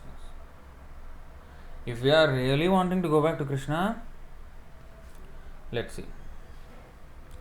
Who is eligible to go back to Krishna? Only with whom Krishna is pleased. Right? How to please him? Let's first of all go to this verse, 525. Labhante Brahma Nirvanam. They will achieve liberation. Who? Rishayah Kshina Kalmashaha Chinnadvaidha Yata Atmanah Sarvabhuta Hiteratah. You see? Those who are beyond the dualities that arise from doubts, whose minds are engaged within, who are always busy working for the welfare of all living beings, and who are free from all sins, achieve liberation in the Supreme.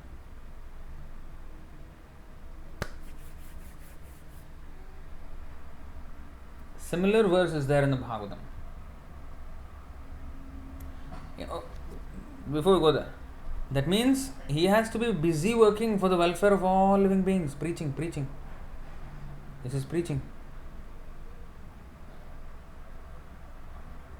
Hari Bol. Preaching. So, now Srimad-Bhagavatam. Who is satisfied with Krishna so that he can go back to Krishna? He will be admitted.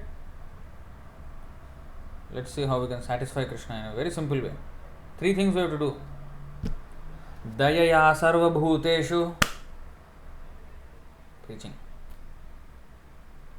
Santushtya yena kena va sarvendriyopashantya cha tushyatyashu janardana. Very quickly we will satisfy Janardana. How?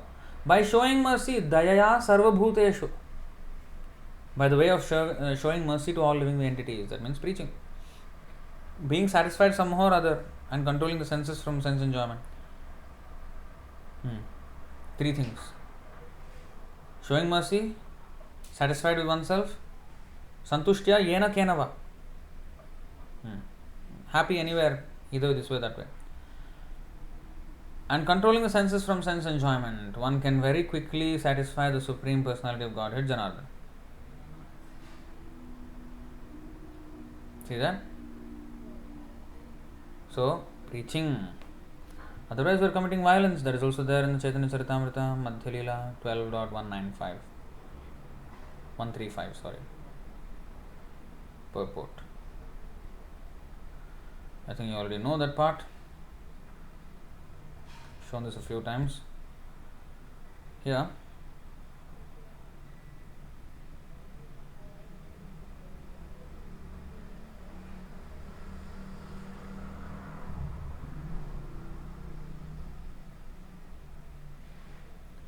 The word Jiva Himsa, envy of other living entities, actually means stopping the preaching of Krishna consciousness. And Jiva Himsa is one of the weeds that will stunt our devotional growth. Upashakhagan, Let's go there.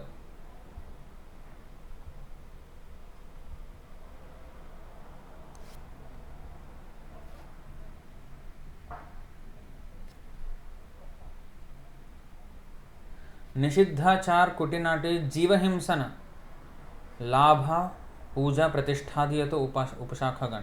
Himsana is here defined as unnecessary killing animals or the soul. That means stopping preaching.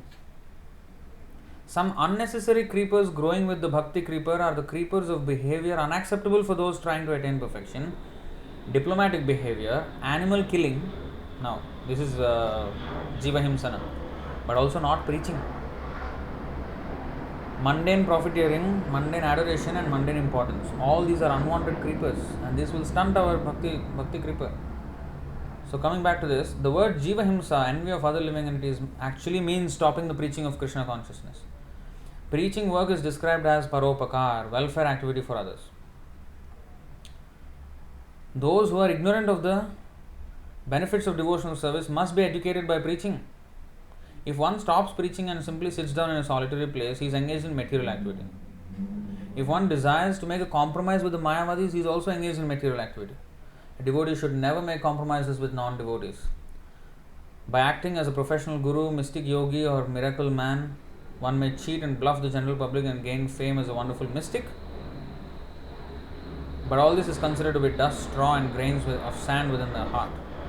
It's another powerful verse telling this, that if we are not preaching, forget it. Krishna, the Vaikuntha Loka is far, far, far away.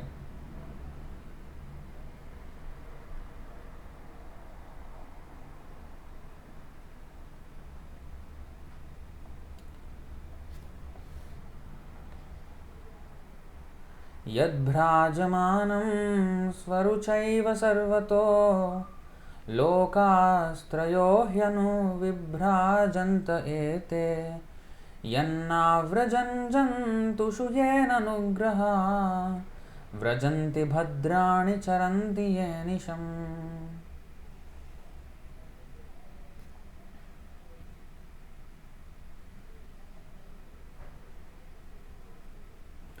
Ananugraha. Anugraha means mercy. Ananugraha means not merciful. Yad Bhrajamanam, which planet illuminating by self-effulgent only, everywhere, Loka, planetary systems. The self-effulgent Vaikuntha planets, by whose illumination alone all the illuminating planets within this material world give off reflected light, cannot be reached by those who are not merciful to other living entities. Only persons who constantly engage in welfare activities for other living entities can reach the Vaikuntha planets. Crystal clear words.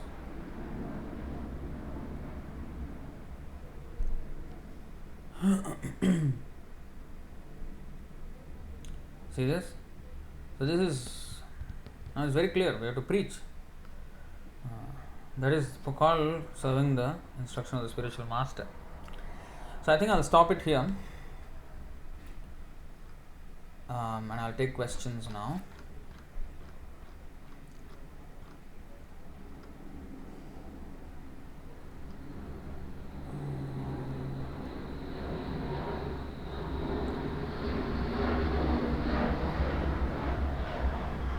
Rajeshwari Mataji is asking, Prabhuji, how is that even perfected souls, Siddhanam, are unable to know Krishna?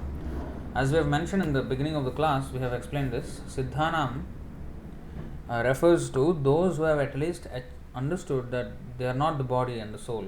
That is also a stage of perfection, because they are not materialist at least. They have understood that they are different from matter. So, the absolute truth is understood in three phases: Brahman, Paramatma, Bhagavan. So, even a Brahman realized person is considered a Siddha in that sense, because, but it is not completely perfect. It is perfect, but Paramatma is more perfect. Bhagavan is most perfect realization of the absolute truth. So, perfection, it is partial actually. Partial perfection. So, he is still called Siddha because he has achieved that stage of at least understanding. He is not a product of material world. So that's the reference there.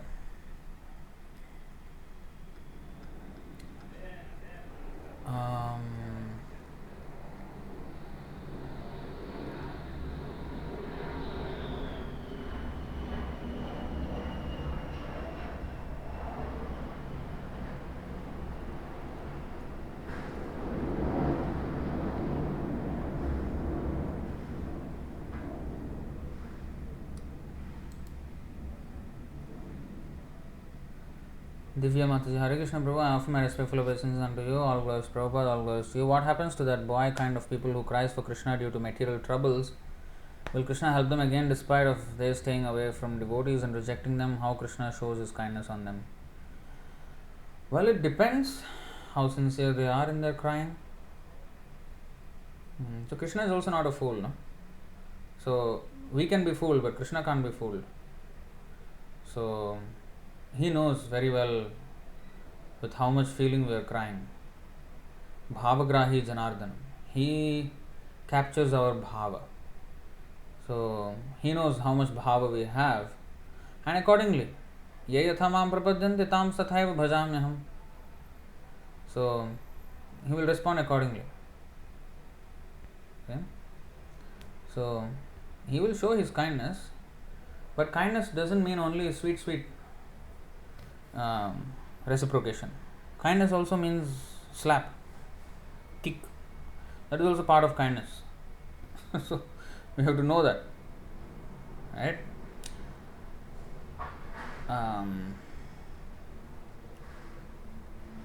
Of course, there is this verse.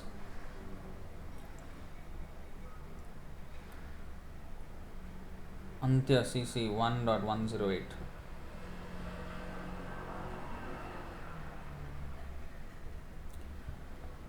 भृत्यस्य पश्यति गुरूनपि नापराधान् सेवां मनागपि कृतां बहुधाभ्युपैति आविष्करोति पिशुनेष्वपि नाभ्यसूयां शीलेन निर्मलमतिः पुरुषोत्तमोऽयम्. The Supreme Personality of Godhead, who is known as Purushottama, the greatest of all persons, has a pure mind. He is so gentle that even if his servant is implicated in a great offense, he does not take it very seriously. This is a servant who is a devotee, you know. Indeed, if his servant renders some small service, the Lord accepts it as being very great. Even if an envious person blasphemes the Lord never manifests anger against him. Such are his great qualities.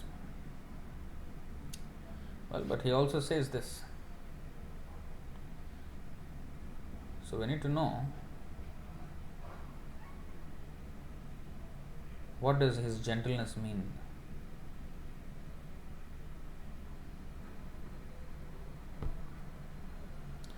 न चास्य कश्चिद्दयितो न द्वेष्यो न च बान्धवः आविशत्यप्रमत्तोऽसौ प्रमत्तं जनमन्तकृत्. No one is dear to the Supreme Personality of Godhead, nor is anyone his enemy or friend. But he gives inspiration to those who have not forgotten him and destroys those who have forgotten him. So, destroys means, of course, the soul cannot be destroyed, but as Krishna says in Bhagavad Gita, I will cast him into lower and lower species of life. So, that is also kindness, because that's what the soul wanted. Okay, take this. And especially if one does Vaishnava aparadh, that's it. I mean, no mercy, absolute plunge. It's like vertical plunge. Actually, thinking about it, vertical plunge is not as painful. If it's like slightly rocky, slight inclined plane, that's going to be way more painful. Hitting the rock one after another, all the way to the base of the mountain. That plunge will happen if one does Vaishnava aparadh.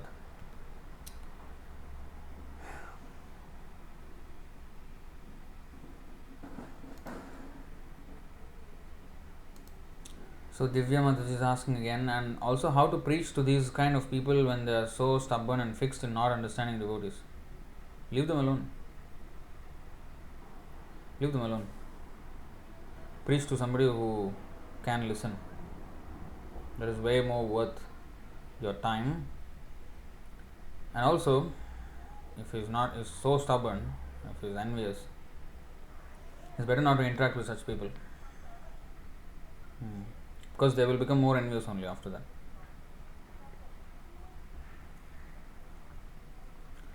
Radhika Sakhi Mataji.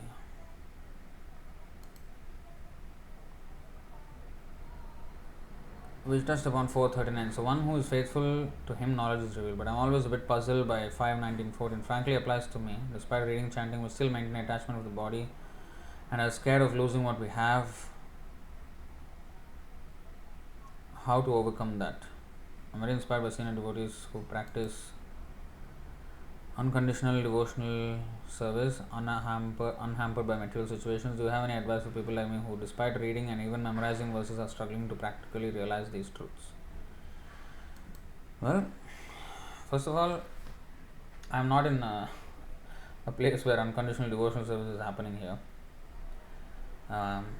Lot of impurities to cleanse. I mean, not even properly started my way back. Next, despite reading, chanting, we still maintain it. Okay, let's go to 5:19:14 first. What it's all about. Oh, I know. Okay.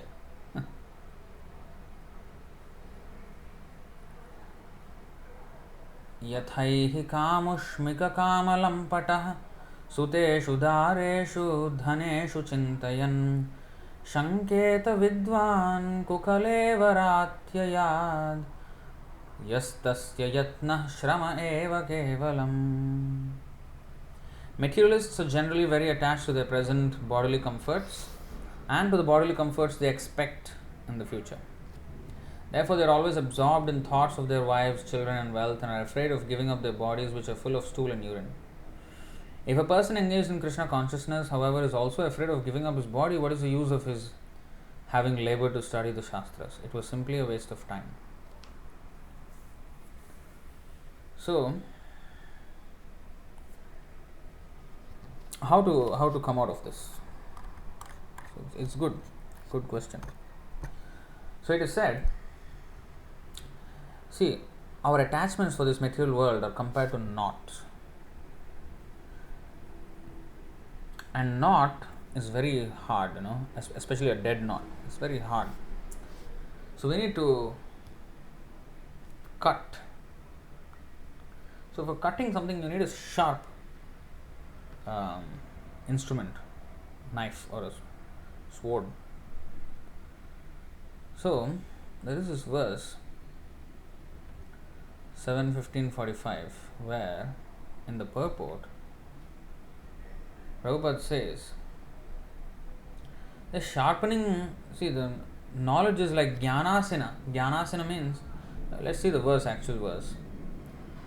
Yavan nirkaya rathamatmavashopakalpam dhatte garishtha charanarchanaya nishatam jnanasimachyuta balo dadhadasta shatruh swananda tushta upashanta idam vijahyat. As long as one has to accept a material body with its different parts and paraphernalia, which are not fully under one's control, one must have the lotus feet of his superiors, namely his spiritual master and the spiritual master's predecessors. By their mercy, one can sharpen the sword of knowledge, and with the power of the Supreme Personality of Godhead's mercy, one must then conquer the enemies mentioned above. In this way, the devotee should be able to merge into his own transcendental bliss, and then he may give up his body and resume his spiritual identity.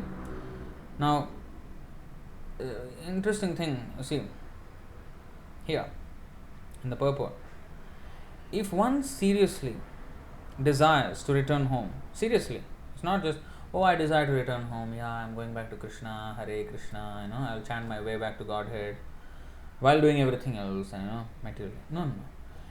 If one seriously desires to return home back to Godhead, one must therefore become strong enough by pleasing the spiritual master. If you know anything about exercise, we talked about holding the rope of devotion, to hold it tightly. if you don't have enough strength in your arms, the forearms and the biceps and triceps, you can't hold on to it for very long. After some time it's so painful, and then you will let go. So we need to have strength. So in the case of a physical rope, you need physical strength, but in the case of the spiritual rope, you need spiritual strength. So that spiritual strength comes from serving the spiritual master. And that knot we have to cut. Like if we are, that's the other thing. Where there is this rope of devotion which is hanging down from the top. I am in the well. I am trying to, hold on to it. Now imagine many ropes that are tying us to different parts of the well. You have to cut those ropes. One hand holding this thing and another hand cutting the ropes that are keeping us bound to this well. What if that happens? And I'm just speculating here, but it's something like that. We are actually bound to this material world by these knots. It's not actually speculation, because even Bhaktivinoda Thakur said, Maya Jal, what is that? Sharira Avidya Jal, Jodendriya Tahe Kal, Jive Fele Vishaya Sagare. So the Jiva is like his helpless situation. He is thrown into this ocean of material existence, not simply thrown like that. He is bound up in a net, and along with the net he is thrown like that. Already if you are in the ocean, it's a helpless situation. Now in the net in the ocean, you can forget it. We cannot do anything. Finish. These have to be cut. So what if we are entangled with this net in this what is this, Andhakupam, blind well? Then even we want to hold on to it, these are all keeping us bound. We have to cut them, cut the knots. Bhidyate hridaya grantis chhidyate sarvasamshaya kshiyante chasa karmani drishtaeva atmanishvare. So this has to be cut. So how? We need a sharp weapon. Blunt weapon cannot. If I have a sword, yes, I'm not going to cut. But it doesn't cut. Why? Not sharp. It looks like a powerful sword, but not sharp. It doesn't cut. So here, Prabhupada is explaining,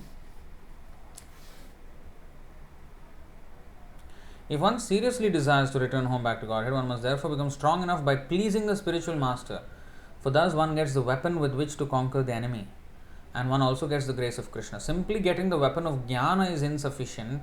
One must sharpen the weapon by serving the spiritual master and adhering to his instructions. Now one may think that, okay, I'm serving the spiritual master according to my capacities.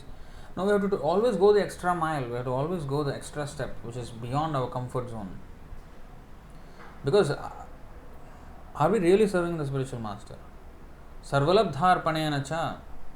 Everything we have to give to the spiritual master, everything, our whole life belongs to him. So that realization, that putting that into practice, it can be done anywhere we are. It's not that only a full-time devotee can do it. No, you can do. It's just that how much are we willing to surrender? That's why it is said,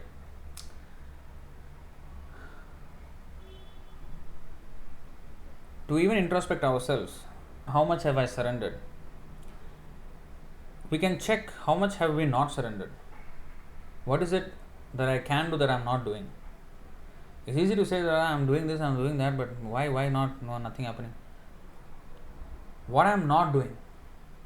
What else I am doing which should not be done? What am I not doing that should be done? How much am I actually surrendering? Prana, Artha, Dhiya, Vacha. How much I am preaching my Vacha? How much I am actually speaking about Krishna? How much I am trying to enlighten others about Krishna? How much am I thinking about Krishna consciousness, how to advance? And on the flip side, how much am I talking gossip? How much am I thinking of something else materially? Anything, it can be anything out of thousands of millions of topics. And this is dhiya, vacha, and then pranay. How much of my life am I prepared to give to Krishna? Artha, how much of my money I can give it to Krishna? How much of what I have I can give to Krishna? How much of my time I can give to Krishna? And how much of it I am actually doing it? No, I don't have much time. Then why I don't have much time? What am I doing with my time? We have to audit ourselves. If we don't have enough time, we have taken up wrong priorities. So, how can I change my priorities? What can I do? What can I do to not take up another wrong priorities? Add more wrong priorities. So, all this I have to. It's not just that by reading everything happens. Reading means I have to follow. Again, the whole same thing. Tatparaha, to be attached to that knowledge, 439. Attached means to follow, sevaya. Put it into practice. Otherwise, what is my attachment? It is like reading about exercise but not exercising. How can I become fit like that? By reading about exercise. By reading about exercise, I may know how to do exercise, but if I don't do exercise, then I'll not be fit. I'm just giving a material example. So we have to actually do it. So we learn what to do, but now we have to do it. That's why there is sambandha, there is abhidheya, and then only there is prayojana. If we have sambandha but there is no abhidheya, then how prayojana will come? How the effect will happen?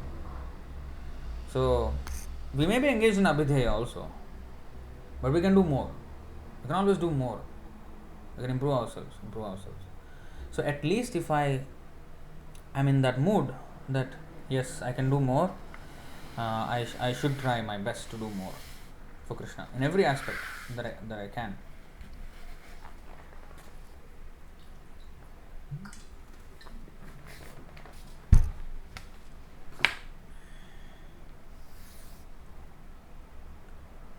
Then the candidate will get the mercy of the Supreme Personality of Godhead. So this is the example given here.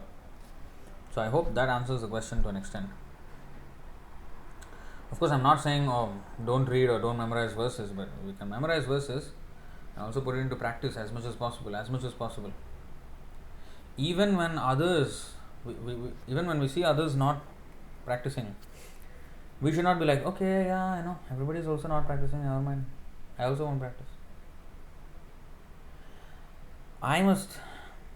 So that means, am I serious in actually going back home back to Godhead? So if I'm serious, then I have to practice. That's the whole point. That's why we have examples like great devotees in the Bhagavatam, in the Caitanya Charitamrita. Those have actually, surrendered to the Lord. For every Dhruv Maharaj, for every Prahlad Maharaj, there are millions who failed. But those examples are not given in Bhagavatam. Millions who have failed. And one example is Vishwamitra Muni. Millions have failed. But of course, he was not on the path of bhakti then. After that, he went to path of bhakti, he did not fail. But there are many who failed on the path of bhakti. It's not exactly a failure, but he will latch on to it some other life, but fall away for the time being. But those are not mentioned because we have to take inspiration from the right thing. It's not about the percentages, it's not about the statistics. 99.9999999% are not making it to Godhead. So I think let's stay with the statistics, and it's very difficult. No, Krishna already gave the statistics. 1 in a million and billion is only going to succeed. So we have to be greedy enough to be in that elite spot. We have to be greedy. So we have to do everything that is possible to get there, and take inspiration from examples mentioned in the Bhagavatam and the Caitanya Charitamrita, Srila Prabhupada himself. So like that, we have to follow like that. We have to follow those who are perfect, not those who are imperfect. It's not that this devotee is imperfect. No, everybody is trying, right? If they are sincerely trying, such devotees have to be associated with. If they are not sincerely trying, if they are trying to make a business out of devotional service or trying to just have a comfortable life in the name of devotional service or whatever, we cannot follow that kind of thing. You have to follow those who are actually surrendered, those who are actually doing the work, surrendering. So that's the point. Divya is asking, Divya Mataji, and what Krishna exactly wants from all of us? Is it love and devotion for him, or we want his mercy on us? If it's one side, either from Krishna or from devotee or conditioned soul, then how is it called as love? I hope you're reading Prabhupada's books though, because I don't know. So Krishna is Swarat, he does not need any of us. It's not that he is having a deficit of devotees, no. But as a father, he feels bad that we have chosen to suffer. So out of his love, he is coming and laying out an entire plan how to escape his own Maya. That is his side. He is showing his love. It's not that there is a reason for that love. That is motivated love. Unconditionally he loves us. Even though we hate him, he loves us. But what he wants from us? Well, he just wants us to be happy. Just as the father would like his children to be happy. That's all he wants. But we are adamant. We are adamant to suffer. We are not interested in that program of happiness. We are in our own pursuit of happiness. I think there's a movie like that in Hollywood, Pursuit of Happiness. We are in our own pursuit of happiness. Krishna is laying out a full plan of how to become happy. That is the only issue here. What he exactly wants from us? He just wants us to be happy. Himanshu Prabhu is asking, what is the symptom of full surrender devotee so that I can judge how much I want to surrender? Yes, I mean, that's why there is a whole Bhagavatam. That's why Arjuna is asking, what is the symptom of a pure devotee in 2nd chapter, 54th verse, 14th chapter, 21st verse. He is asking, what are the symptoms of a surrendered devotee, of a sthita prajna? And we have practically seen, Prabhupada, what he has done in the recent future, in the recent past. And then we have all the examples in the Bhagavatam, Caitanya Charitamrita is full of that only. So that is the standard of pure devotion. So we have to just go to that standard. Okay?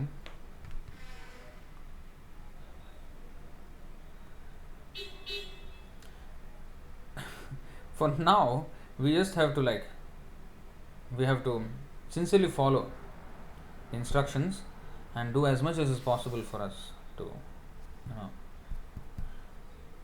not as much as is possible, we have to push ourselves. We always want to be in the comfort zone of this is what is possible for me and that much, that's it. No, definitely there is more that is possible. Just that devotee must goad us a little bit, push us. That's why there is that verse, no? Vairagyayug bhaktirasam prayatnair apayayanmam anabhipsumandham.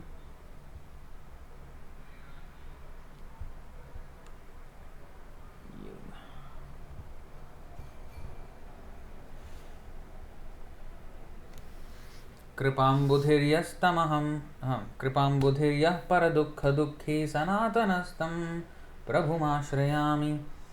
Raghunath Das Goswami. I was unwilling to drink the nectar of devotional service. See, we are unwilling to drink devotional service possessed of renunciation. We don't want to renounce. But Sanatana Goswami, out of his causeless mercy, made me drink it. So, a merciful devotee will force us to surrender. Sometimes he will push us, even though I was otherwise unable to do so. Therefore, he is an ocean of mercy. He is very compassionate to fallen souls like me, and thus it is my duty to offer my respectful obeisances unto his lotus feet. Krishnadas Kaviraj Goswami also, in the last section of Chaitanya Charitamrita, specifically mentions the names of Rupa Goswami, Sanatana Goswami and Srila Jiva Goswami, and offers his respectful obeisances under the lotus feet of these three spiritual masters as well as Raghunath Das. So anyway, so you see, this is apayayanmam anabhipsumandham.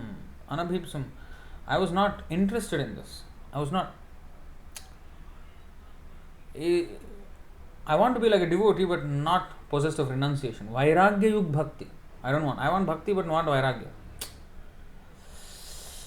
That is the problem. So, devotees are merciful.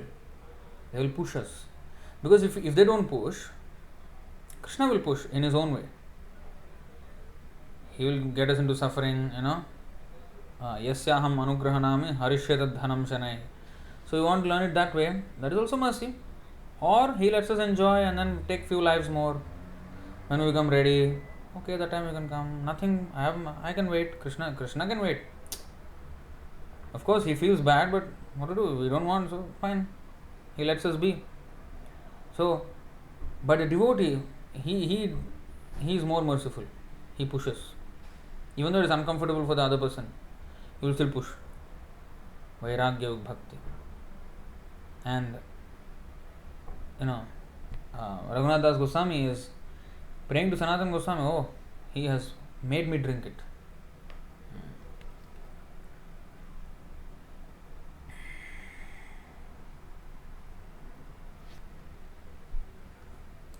Rajeshwari Mataji, and whenever you chastise us, then it is your kindness.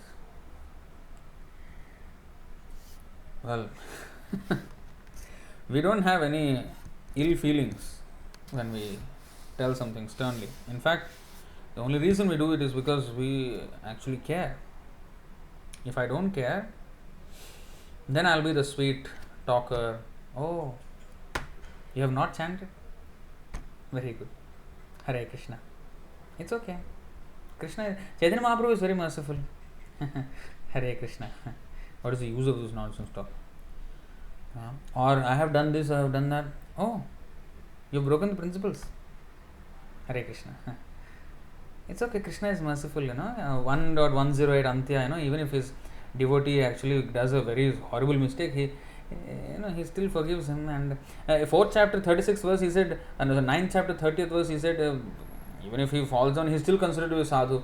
So after all, you are sadhu, you are a pure devotee. Hare Krishna. This kind of sweet talk will be very nice to hear. What is the use of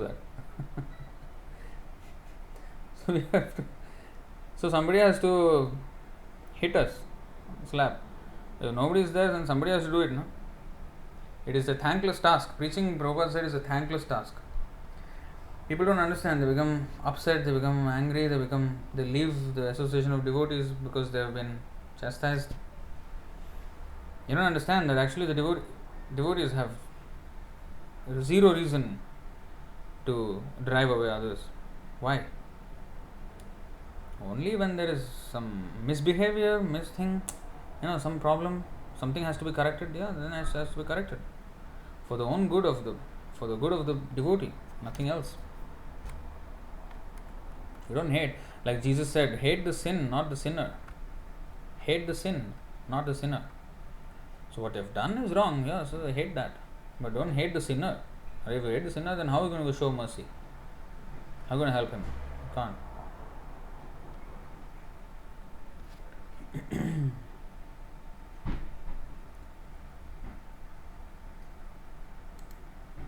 Himanshu, Prabhu. Previously I used to think that spiritual strength comes from eating Krishna Prasadam, but that also we need to reduce gradually, right, Prabhu? Good question.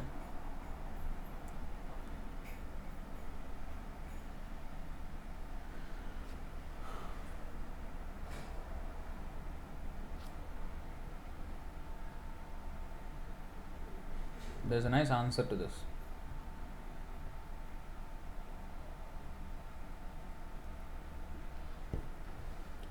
जे लीला अमृता वेने खाए जदि अन्न पाने तबे भक्ते दुर्बल जीवाना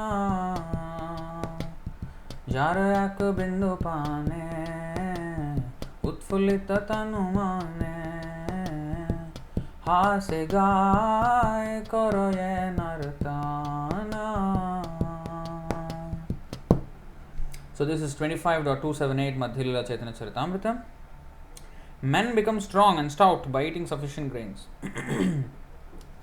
But the devotee who simply eats ordinary grains but does not taste the transcendental pastimes of Lord Chaitanya Mahaprabhu and Krishna gradually becomes weak and falls down from the transcendental position. However, if one drinks but a drop of the nectar of Krishna's pastimes, his body and mind begin to bloom and he begins to laugh, sing and dance. Purport. All the devotees connected with the Krishna consciousness movement must read all the books that have been translated. The Chaitanya Charitamrita, the Srimad-Bhagavatam, Bhagavad Gita and others. Otherwise, after some time, they will simply eat, sleep and fall down from their position. Thus, they will miss the opportunity to attain an eternal blissful life of transcendental pleasure. So, don't think much about reducing now because you're young and you need a lot of energy. You definitely have enough Krishna Prasadam, but never should we relinquish reading. That's when we become weak. Even though we may eat Krishna Prasadam, but because we're not reading, then we're trying to enjoy the whole thing, the whole process of devotional service. So that's when we'll fall down.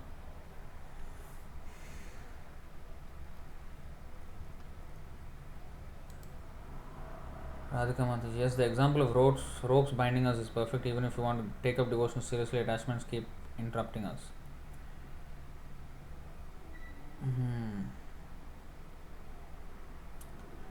Good.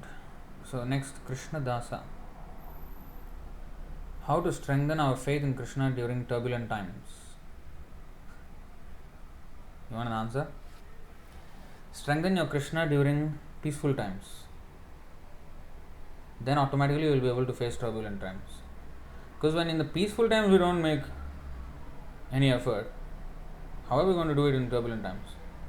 And if you can't make it in turbulent times, how are we going to make it at the time of death?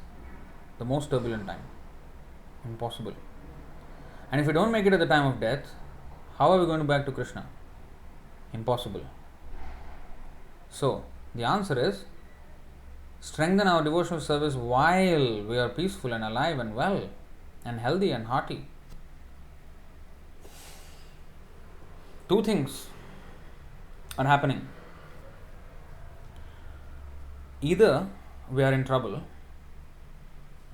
or we are in a position awaiting trouble. That's it. There are only two positions. Either trouble or awaiting trouble. This example is very good. I've shown this before. There's only two things. It's not actually a peaceful time. If we think it is peaceful, it's only because we do not know what danger lurks around. Okay. Let me show you this verse.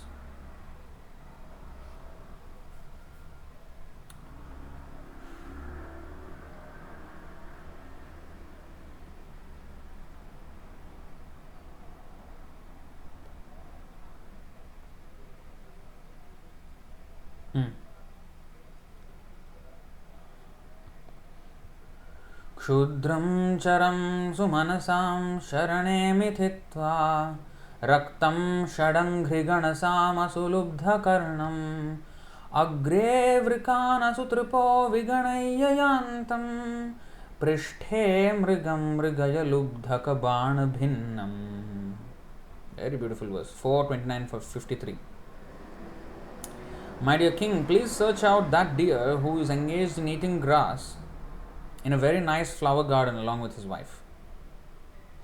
That deer is very much attached to his business. Romantic, right? It sounds romantic. Oh, flower garden, with his wife.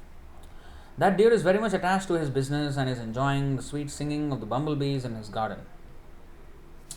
Good, fun time. But what is the actual meaning of that fun time? Just try to understand his position. He is unaware that before him is a tiger, which is accustomed to living at the cost of another's flesh. That is in front of him.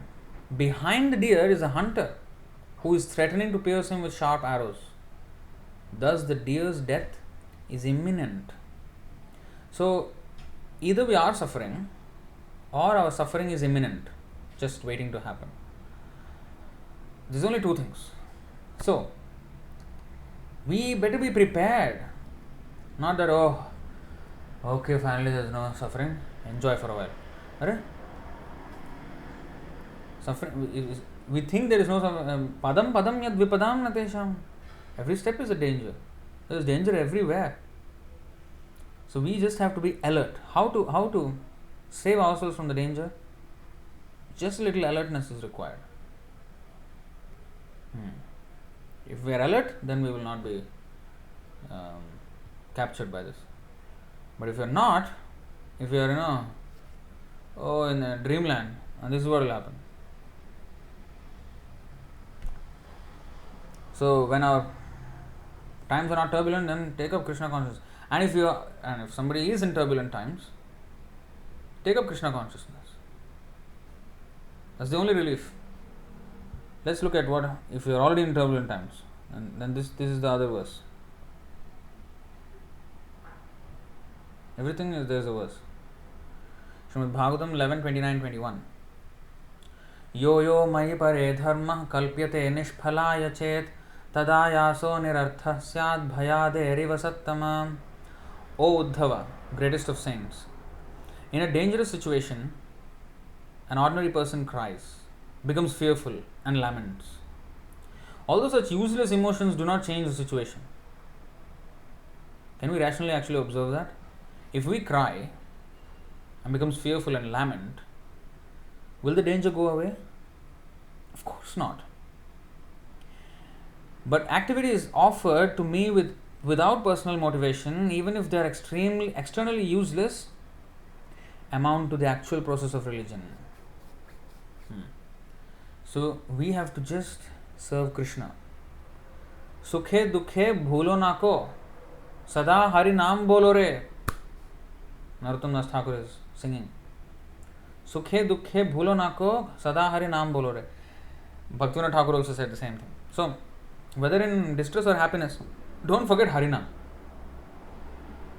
Once Chaitanya Mahaprabhu, one devotee was being tortured like anything by some rulers, and devotees came to Chaitanya Mahaprabhu to tell him, oh, this devotee is really, he's being hanging from a rope, and then he below, if he falls, he will fall into this thorns, and he will die. Not thorns, I mean the metal spikes like that.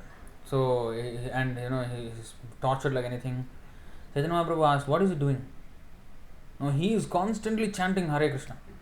Ah, very good. Then it's very good. Varam huta, what is that? Varam huta vahajwala panjarantar vyavasthitihi.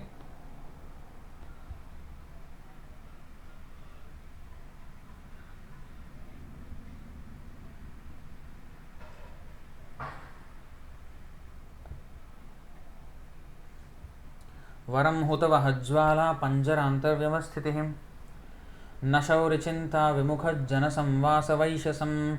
It is better to accept the miseries of being encaged within bars and surrounded by burning flames than to associate with those bereft of Krishna consciousness. Such association is a very great hardship.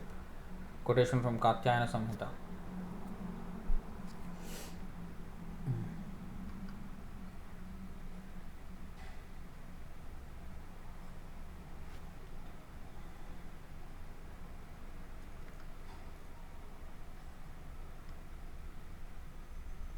Krishwani Mataji is saying, thank you so much, Radhika Mataji, for asking this question. We all had this doubt. Yes, it all comes down to service. Then only our strength will become sharp in our devotional service, and it will carry effect. Otherwise, it's a showpiece sword. Showpiece. It's good for museum, decorative piece. You cannot cut a single thing. What is the use of the sword? So that is what it will become if we don't engage in Krishna's service or the service of the spiritual master. So that's it. I think that's the end of the session. Thank you very much for coming on. I'm so glad that this session went all right, actually, without a problem. In the beginning we had some problems, but I can see the activity monitor is stress free right now, but still the fans are going on. But somehow the thing is, I hope there was no problem with the audio and video issues this time, especially after that initial little bit of a problem. I still can't figure out why this is happening, because there's nothing that really, should tax this computer so much. Everything is closed. I have closed everything else. Anyway, Narasimhadev Bhagwan ki jai. That's all I can say.